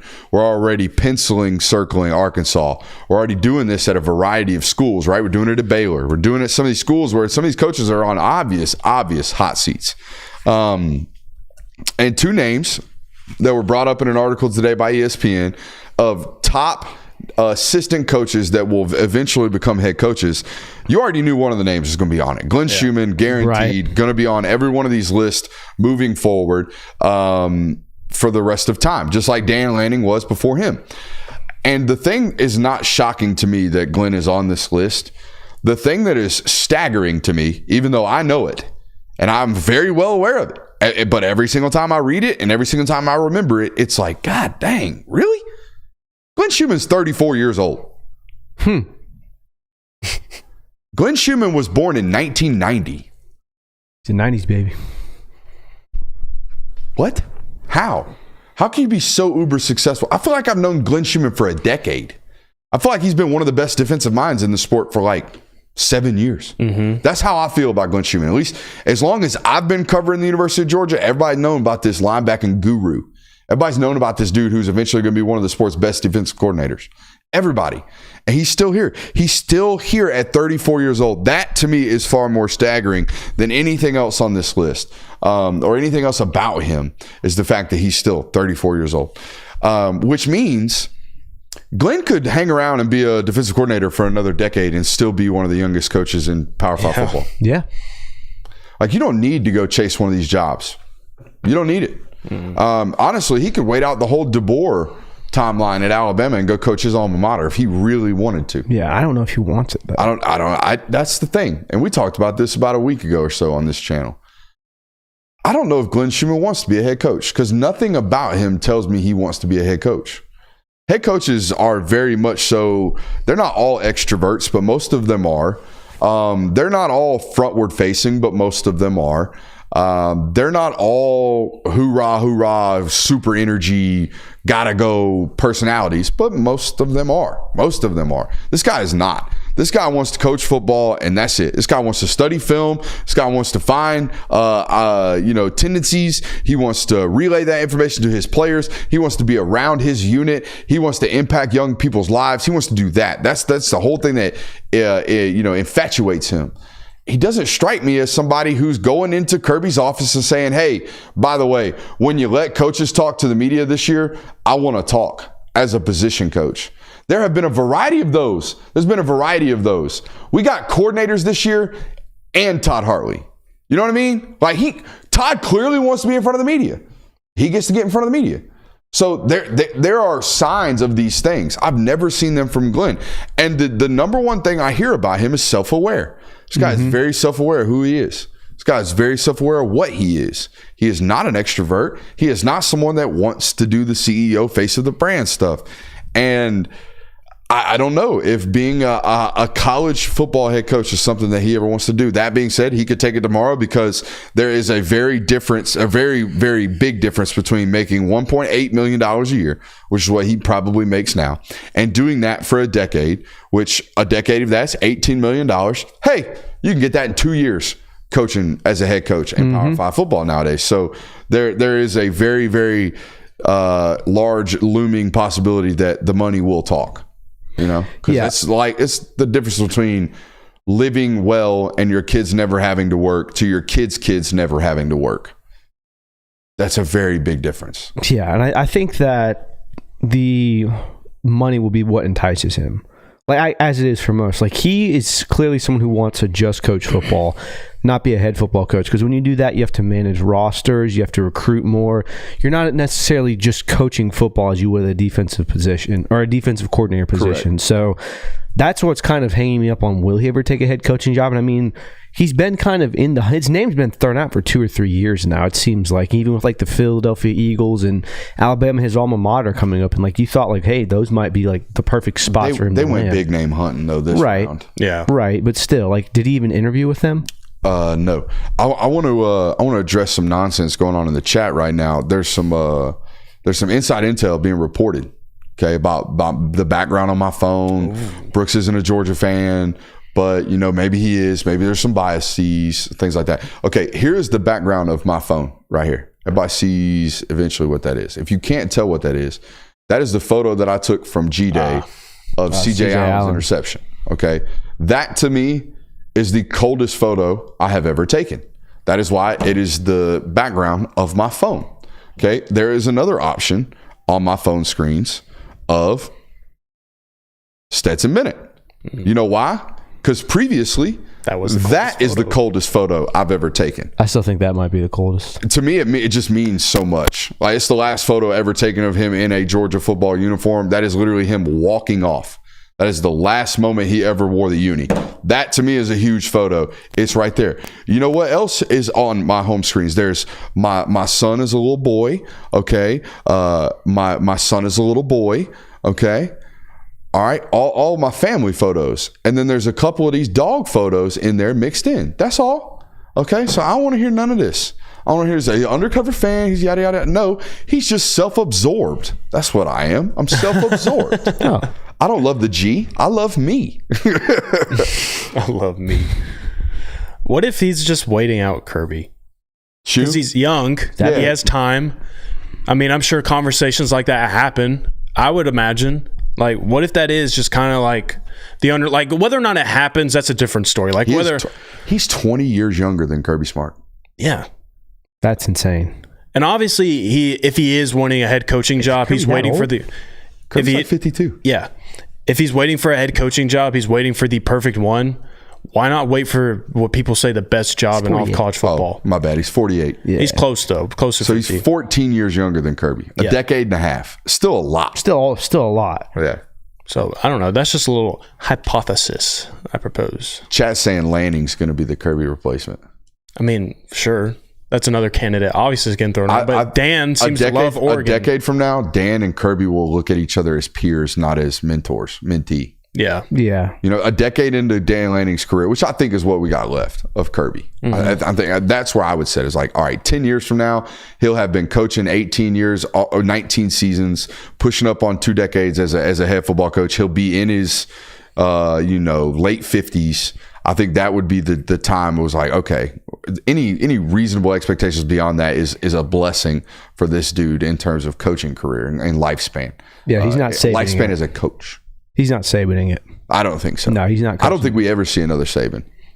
A guy that coaches at the top for 30 years, I don't think we see that. No. It wasn't 30. It was 24. Since the aughts, the dude has been on the top, one of the top 5 football coaches in the sport. I don't think we see another 25-year run like that. No. It just wears on you way too much. I agree. You're working way, way, way too hard. All right, the other coach that was listed on this list, Travaris Robinson. I want to read you guys something. 2014, University of Florida's defensive backs coach. 2015, alma mater, Auburn's defensive backs coach. 2016 to 2020, he refollows Will Muschamp to South Carolina, defensive coordinator. 2021, down at Miami. 2022 to 2023, he's at Alabama. 2024, he's at the University of Georgia. In the last 10 years of coaching college football, Travaris Robinson's made 6 different stops. Okay? Never for a promotion. For one time for a promotion, that was going from Auburn to South Carolina to become the defensive coordinator. Took a demotion to become a defensive backs coach. The same lateral job to take the defensive backs coach to Alabama. And then a lateral move to Georgia to be the defensive backs coach and co-DC for the same amount of money. Where's the head coaching jump for Travaris? Is it after the stint at Alabama, or excuse me, at Georgia now? Because we just saw, Fran Brown wasn't even a DC, wasn't even assistant DC, went from there to boom, catapulted into the Syracuse job.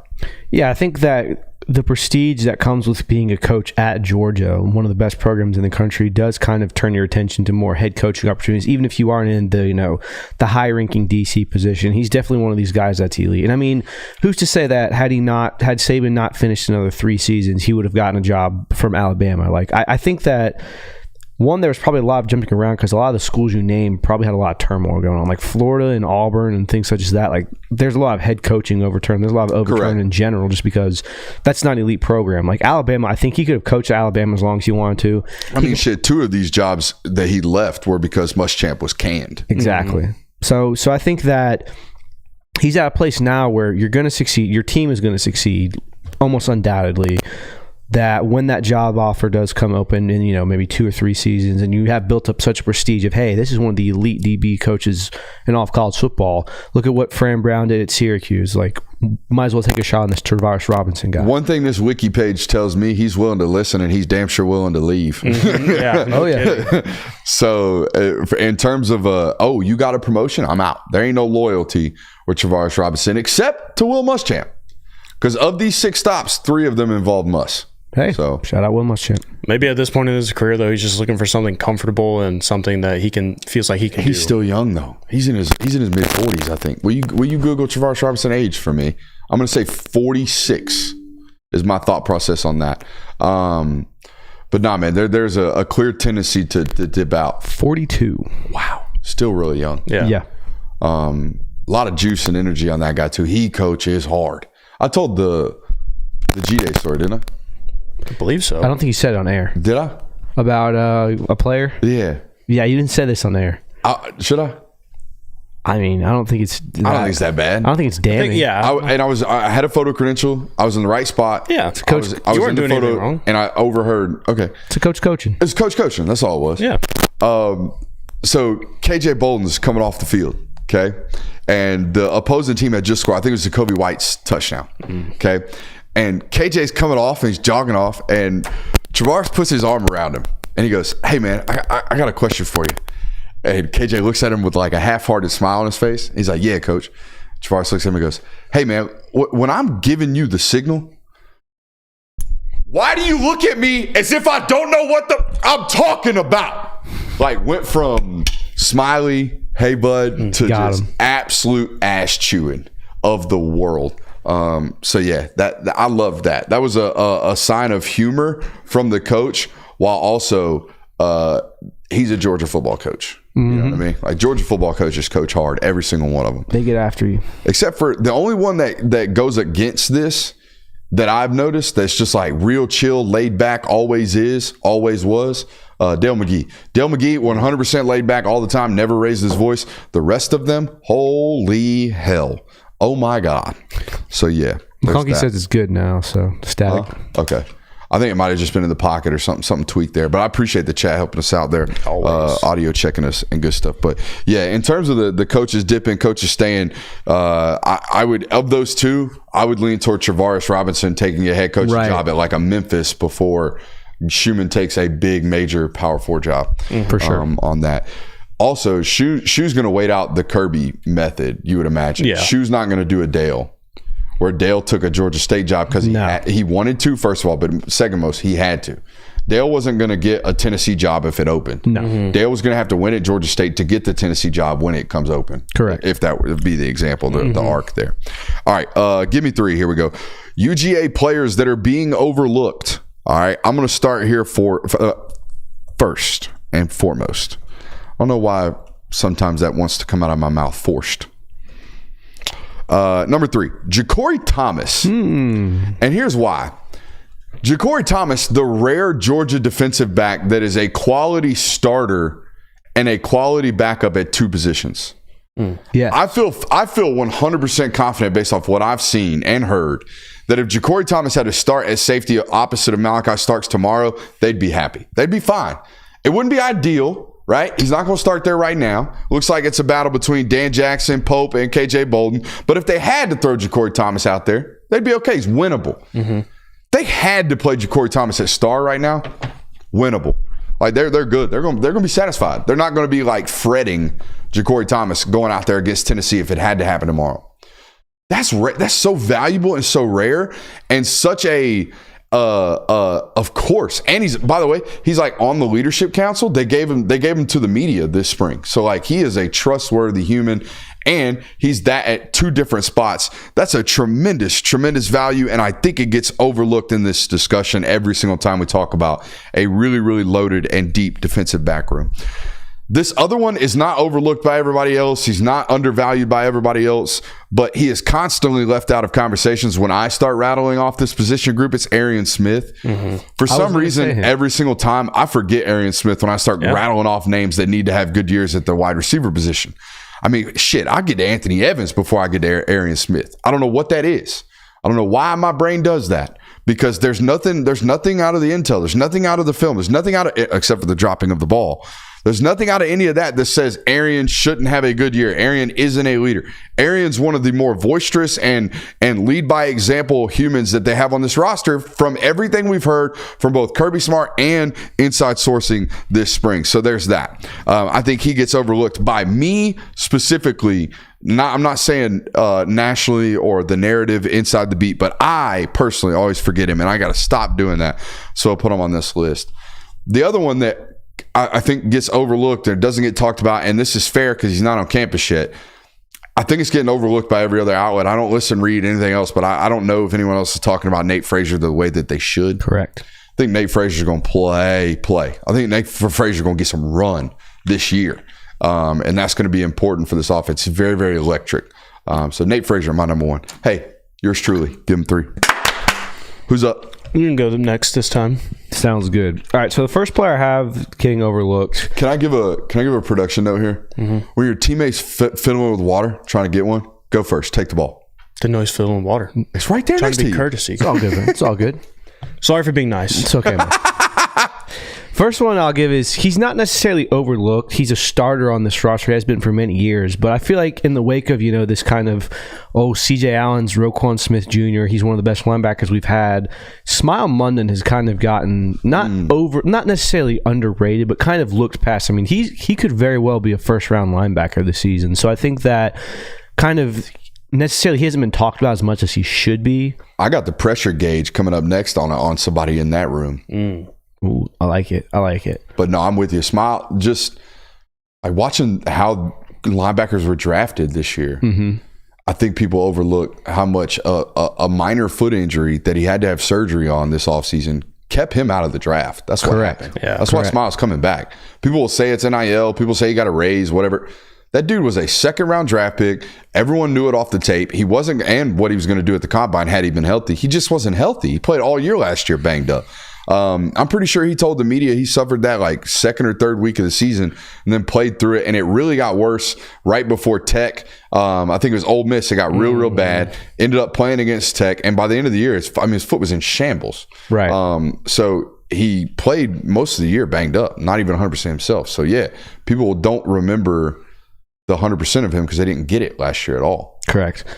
Next guy, I'm just going to keep banging this drum until the 2024 season starts, but Dalen Everett is being overlooked for the Bulldogs secondary. I think he is one of the clear-cut starters in that room where there's still a lot of questions as to, who's going to get the run. I'm sure they have answers by now, but as of spring day, we don't really know who the other corner is going to be outside of that.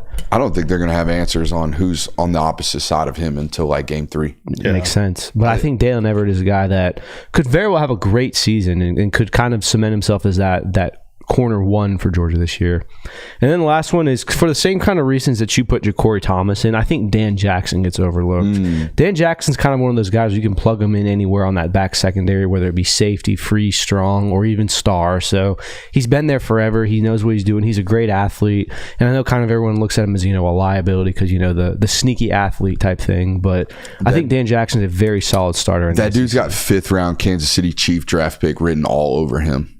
Especially after he runs a 4.38. Yeah, 4.38, 4.39. They're going to redo the turf in Indy this season, so I think he's going to run a little slower. Yeah, 4.4. Yeah, that dude's going to roll, and people are going to be like, oh my God. Then they're going to say, you've seen Dan Jackson. Mm-hmm. You've seen Dan Jackson. Yep. People don't realize how big Dan Jackson is, how much muscle mass is on Dan Jackson. Also, I have a theory. Every great athlete and every really, really, truly great football player I've ever taken photos of, they never have a bad photo in the catalog. Michael Williams has never looked bad in a photo. Never once. Never once have I ever been like, oh, which one am I going to pick? Because they all look great. Anthony Evans never looks bad in a photo. This guy right here, Dan Jackson, every photo I've ever taken of him, my God dang. Holy shit, man. Wood. No, I'm just kidding. Too many jokes tonight. That was too far. But Dan Jackson, good football player. You couldn't even give me a pause. Hey, yo, y'all couldn't even. Y'all were straight to too much. All right. I mean, there's no pause. You just flat out said would. I would be friends with Dan Jackson. Oh, that's not what would. Heard he's a good guy. It's not what would means, bro. The chat gave me the pause that I was looking for. Go ahead. That was all 3. Yep. That boy, give him 3. Pressure gauge. Whoa! You were just saying go Dude, over to me. I am 1,000% rattled right now. Well, let me unravel you. I never had these problems when I was by myself because I don't think I took as many swings by myself.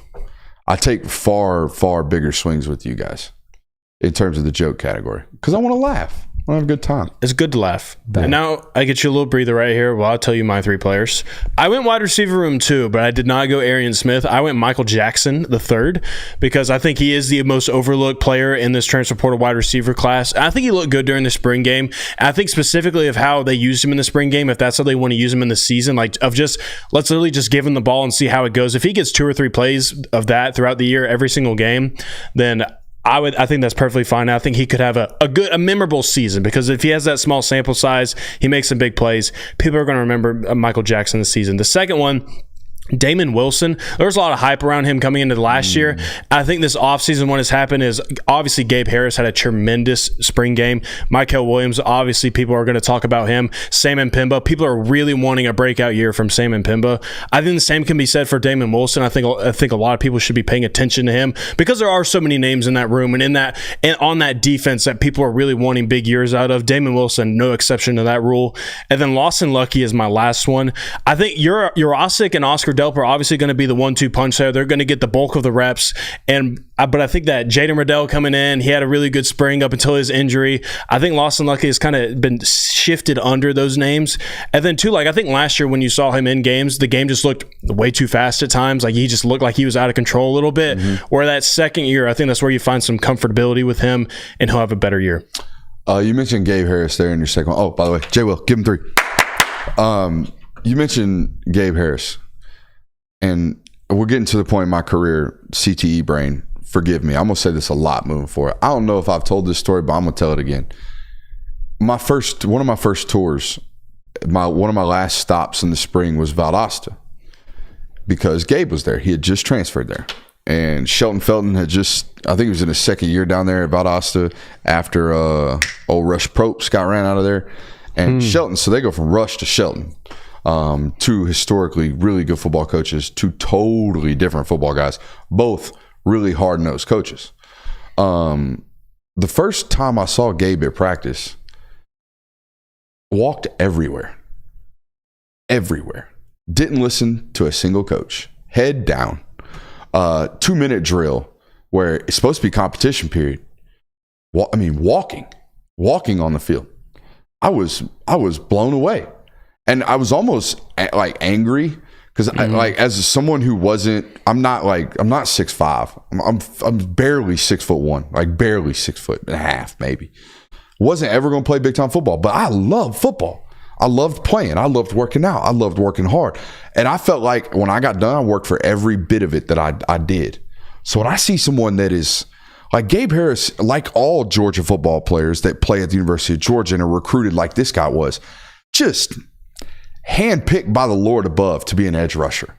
6'5", 245 pounds, just gorgeous, extremely athletic. His freshman or sophomore highlight tape, the very first play on it is him covering kickoffs at 6'5", 240 pounds.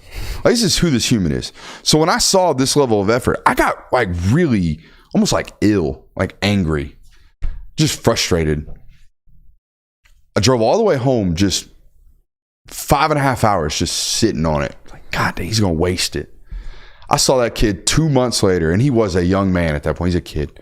I saw him 2 months later at an OTA that Valdosta came up to Parkview to practice all these Gwinnett County 7A schools, and they're full pads.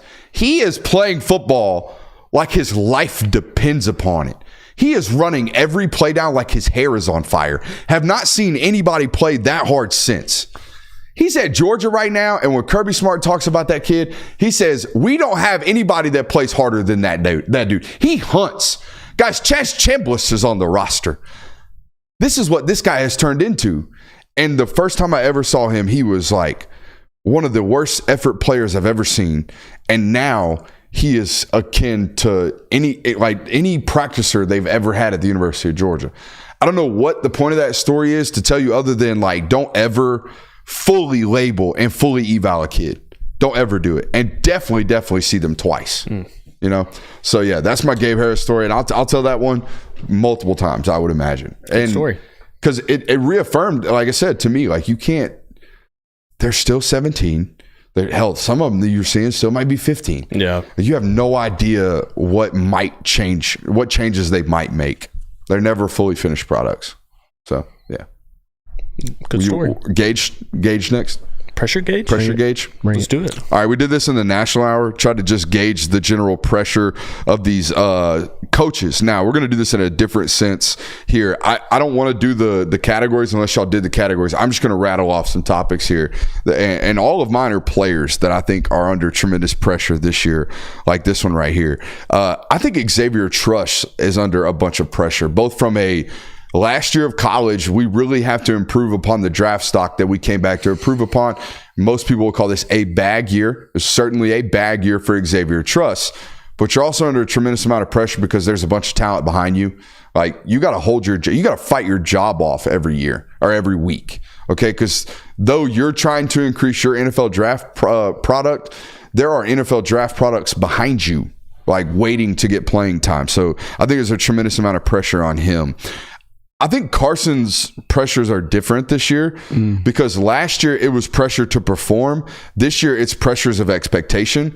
Last year he entered the year trying to prove that he is good. This year he is trying to live up to great that people are thrusting upon him. There's two different types of pressure there. Correct. Last year's chip on shoulder, I got shit to prove.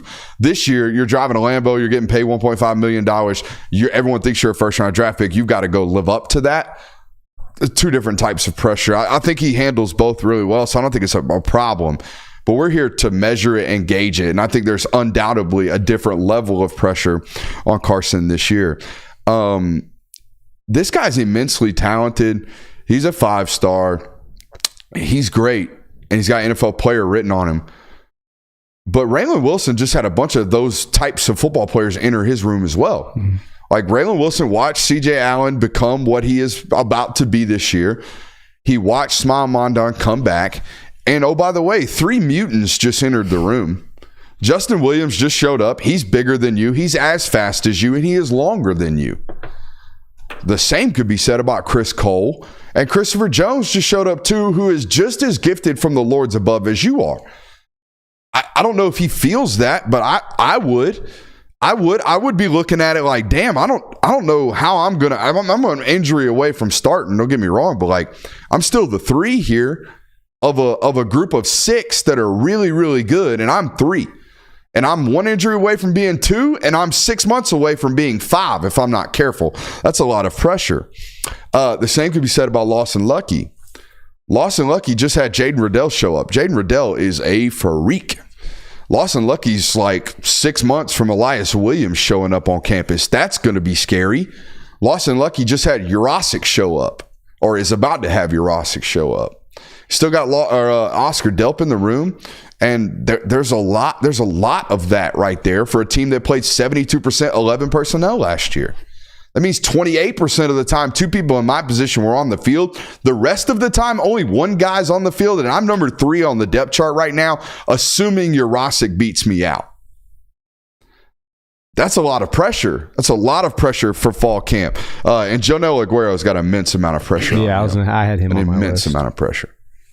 I think that Daniel Harris and Julian Humphrey are under an immense amount of pressure just because, like, they obviously came back because they feel that they're going to play this year, and they will. Obviously, those 2 guys are going to play, but you're telling me that there's this guy named Ellis Robinson walking around that place, and every time he gets on the field and he makes a flash play, I feel like I got to match that. I got to play just as good. You can feel that guy in Indies. I promise you. Somebody that talented, that you know, as a football player, when you see somebody that is that gifted, you know them. It's everywhere. It's not just when I'm out there. Like, you feel that shit in practice, how good that kid is. Yeah, I mean, every time you mess up now, like, you're thinking like, is that going to be the one that puts him on the field? It's like, is that going to be the one that puts him on top? Now, again, both of those guys are very talented. They are going to play this year, but there's some pressure there for sure. Bro, this player that's in the chat right now, we're back to overlooked, is so overlooked. We didn't even mention him in the overlooked. I almost did. Jalen Walker? Yeah. Yeah, we didn't even talk about him. And he might lead the team in sacks and only play on 3rd down this year. Yeah.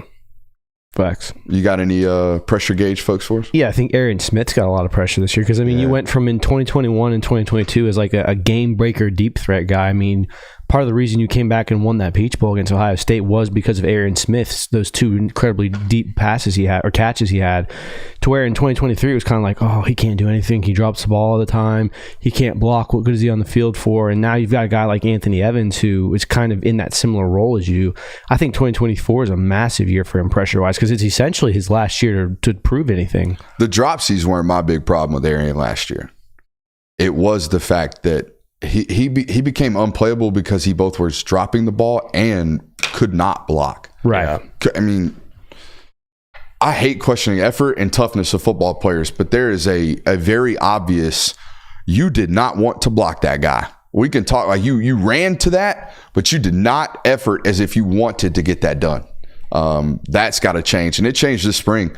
I saw some of it during G-Day. Yeah, he was definitely some putting that high effort, like, okay, dude's playing football today. He's not just trying to catch a ball. And there's a very strong difference at wide receiver every once in a while. Do you have any more? I would say I'm going to chat on this one a little bit of like Nazir and Warren are in pressure situations, but just really for themselves.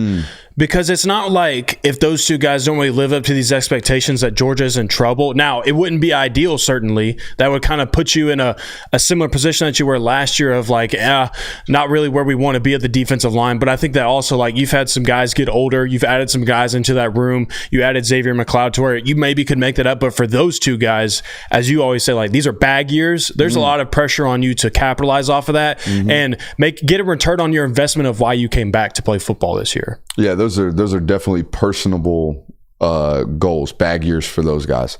The pressure on the roster of like, hey, it's time to shake or bake comes from Jordan Hall and Christian Miller. Yeah, it's time to make something happen or not. Okay, it's year 2 for Hall, year 3 for Christian Miller. And Ja Jarrett gets thrown into that mix as well. Hey, are you going to be, Mount Ja?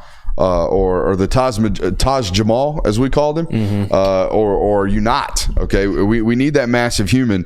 It sounds like, we haven't talked about Ja at all this offseason. I feel like he did have a good spring. He did have a good offseason. He did have a good last year of practice. Okay, he lost the weight that he needed to. He kept the weight off during the holidays that he needed to. He showed up in spring practice at the shape in which he did. And by the way, he's tough. Okay, I think that's a characteristic of Georgia defensive linemen that I tend to overlook on the evaluation process. Of like, hey, is this kid really, really tough? Because Georgia's about to make him be tough during practice forever. Okay, they talk about how hard Georgia football practices. That shows up more for defensive linemen than anybody else, okay? Because offensive linemen have to play physical for a second and a half. Initial contact and strike, okay? That's it. Defensive lineman, initial contact and strike, sprint your ass to the football and run through contact as if you do not care. All right, that's a different level of tough, and Josh showed up and played tough this spring. So I'm with you on those guys. There's a lot of pressure on that interior defensive line room. Let's talk about this home and home between Georgia and Florida, and then we'll call it a night. All right, even though we do have a player of the day who I think is the best offensive tackle in the class, Zaire Addison. I think that guy. I know David Sanders is going to play on Sundays. I think Zaire Addison. I don't even know what I would compare him to. Maybe one day he looks like old buddy from the 49ers, Trent Williams. But he doesn't have the gut Trent Williams got. Trent Williams does all that shit with a gut, and that's crazy. That's really crazy. Trent Williams and Jason Peters are like a own category of unique athleticism. Zaire Addison's a power forward playing tackle, and I don't know where the comp for him is yet, but he is the best tackle in the country, in my opinion. Don't know quite yet whether or not that one's going to end up Georgia. I think that's, I want to say Florida State, Penn State, Georgia. I got it in my phone. I'll look it up here in a second. All right, let's talk about this home and home between Georgia. It's potentially on the table. Don't know if it's actually going to happen. For those who don't know, Jacksonville's TIAA Bank Stadium is up for renovations. I put Reno in the notes. Up for renovations starting in 2026 and 2027. So those seasons, because they will have a limited capacity of 41,000 fans, they're going to play NFL games there. They will not play the Georgia-Florida game there because 41,000, not enough for these two athletic administrations. It's not going to fit the bill for them. So they're going to potentially do a home and home here. However, Josh Brooks was quoted on this recently. They are up for it. They're exploring options, and one of the options being a home and home. What I hope does not happen, what I guarantee will make fans livid, is some type of Orlando Camping World Stadium bullshit where they play a game in Atlanta and a game in Orlando. That's not going to fly. You guys will get absolutely livid for that, I would imagine. So that, I hope, is not an option. I hope it ultimately comes down to a home and home in 2026 and 2027. Not been decided. What has been decided, however, is once the renovations are complete, they will be returning to Jacksonville. This game is staying in Jacksonville for the long-term future. Makes sense. I mean, it's kind of tradition at this point. They've done it for years, and I think that both programs enjoy doing it there. I know Kirby Smart has had his disgrunts about it and kind of talked about how he wishes it was played home and home, but I think that it's going to stay that way until the contract's through 2030. Yeah, it just recently got extended. Yeah, so they'll be there a while. It makes sense. Man, all I know is that. Excuse me. For Addison, UCLA, UGA, Penn State. Okay. So not FSU. It's UCLA, UGA, Penn State out of the top 11 that he's got. Those are the three main ones.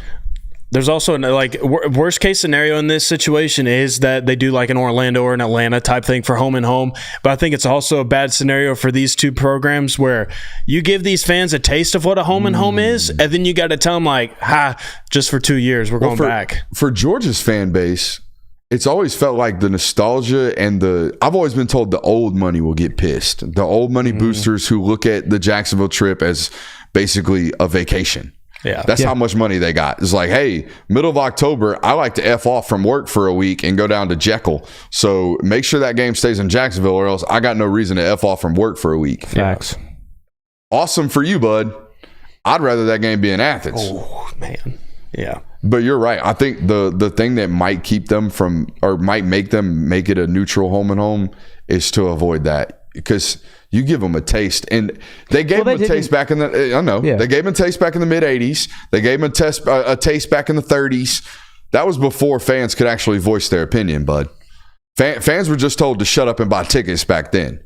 All right, nowadays, really, really vocal fan bases can take it to Twitter and get shit popping. You don't believe me? They kept a coach from being hired at Tennessee. Mm-hmm. Okay, so it can get really loud nowadays. Not over a home and home. But let that Florida Georgia game go triple overtime and be nuts. Well, okay, let game day come. Shoot. Well, now this sucks that Florida sucks right now, but just let the city of Athens get a taste of money that happens during the week of a Georgia-Florida home game in Athens. The last time they played the home and home was the night the Braves won the World Series in '95, and it was like a riot. So I mean, I don't know if the city of Athens really wants that. As much, I mean, they're going to make money no matter what home game. I know, but I'm having saying property damages because an opposing Florida team came in and wrecked your city. I don't think they love that idea. Just saying. Man, I wish I was a little bit quicker on my feet right now because there's a Larry Munson famous call about houses burning down or cities burning down. There's going to be some property torn up in St. Simons tonight. There it is. I don't have the Munson right now in me, and I don't want to piss people off, so I'm not even going to try. Good choice. Man.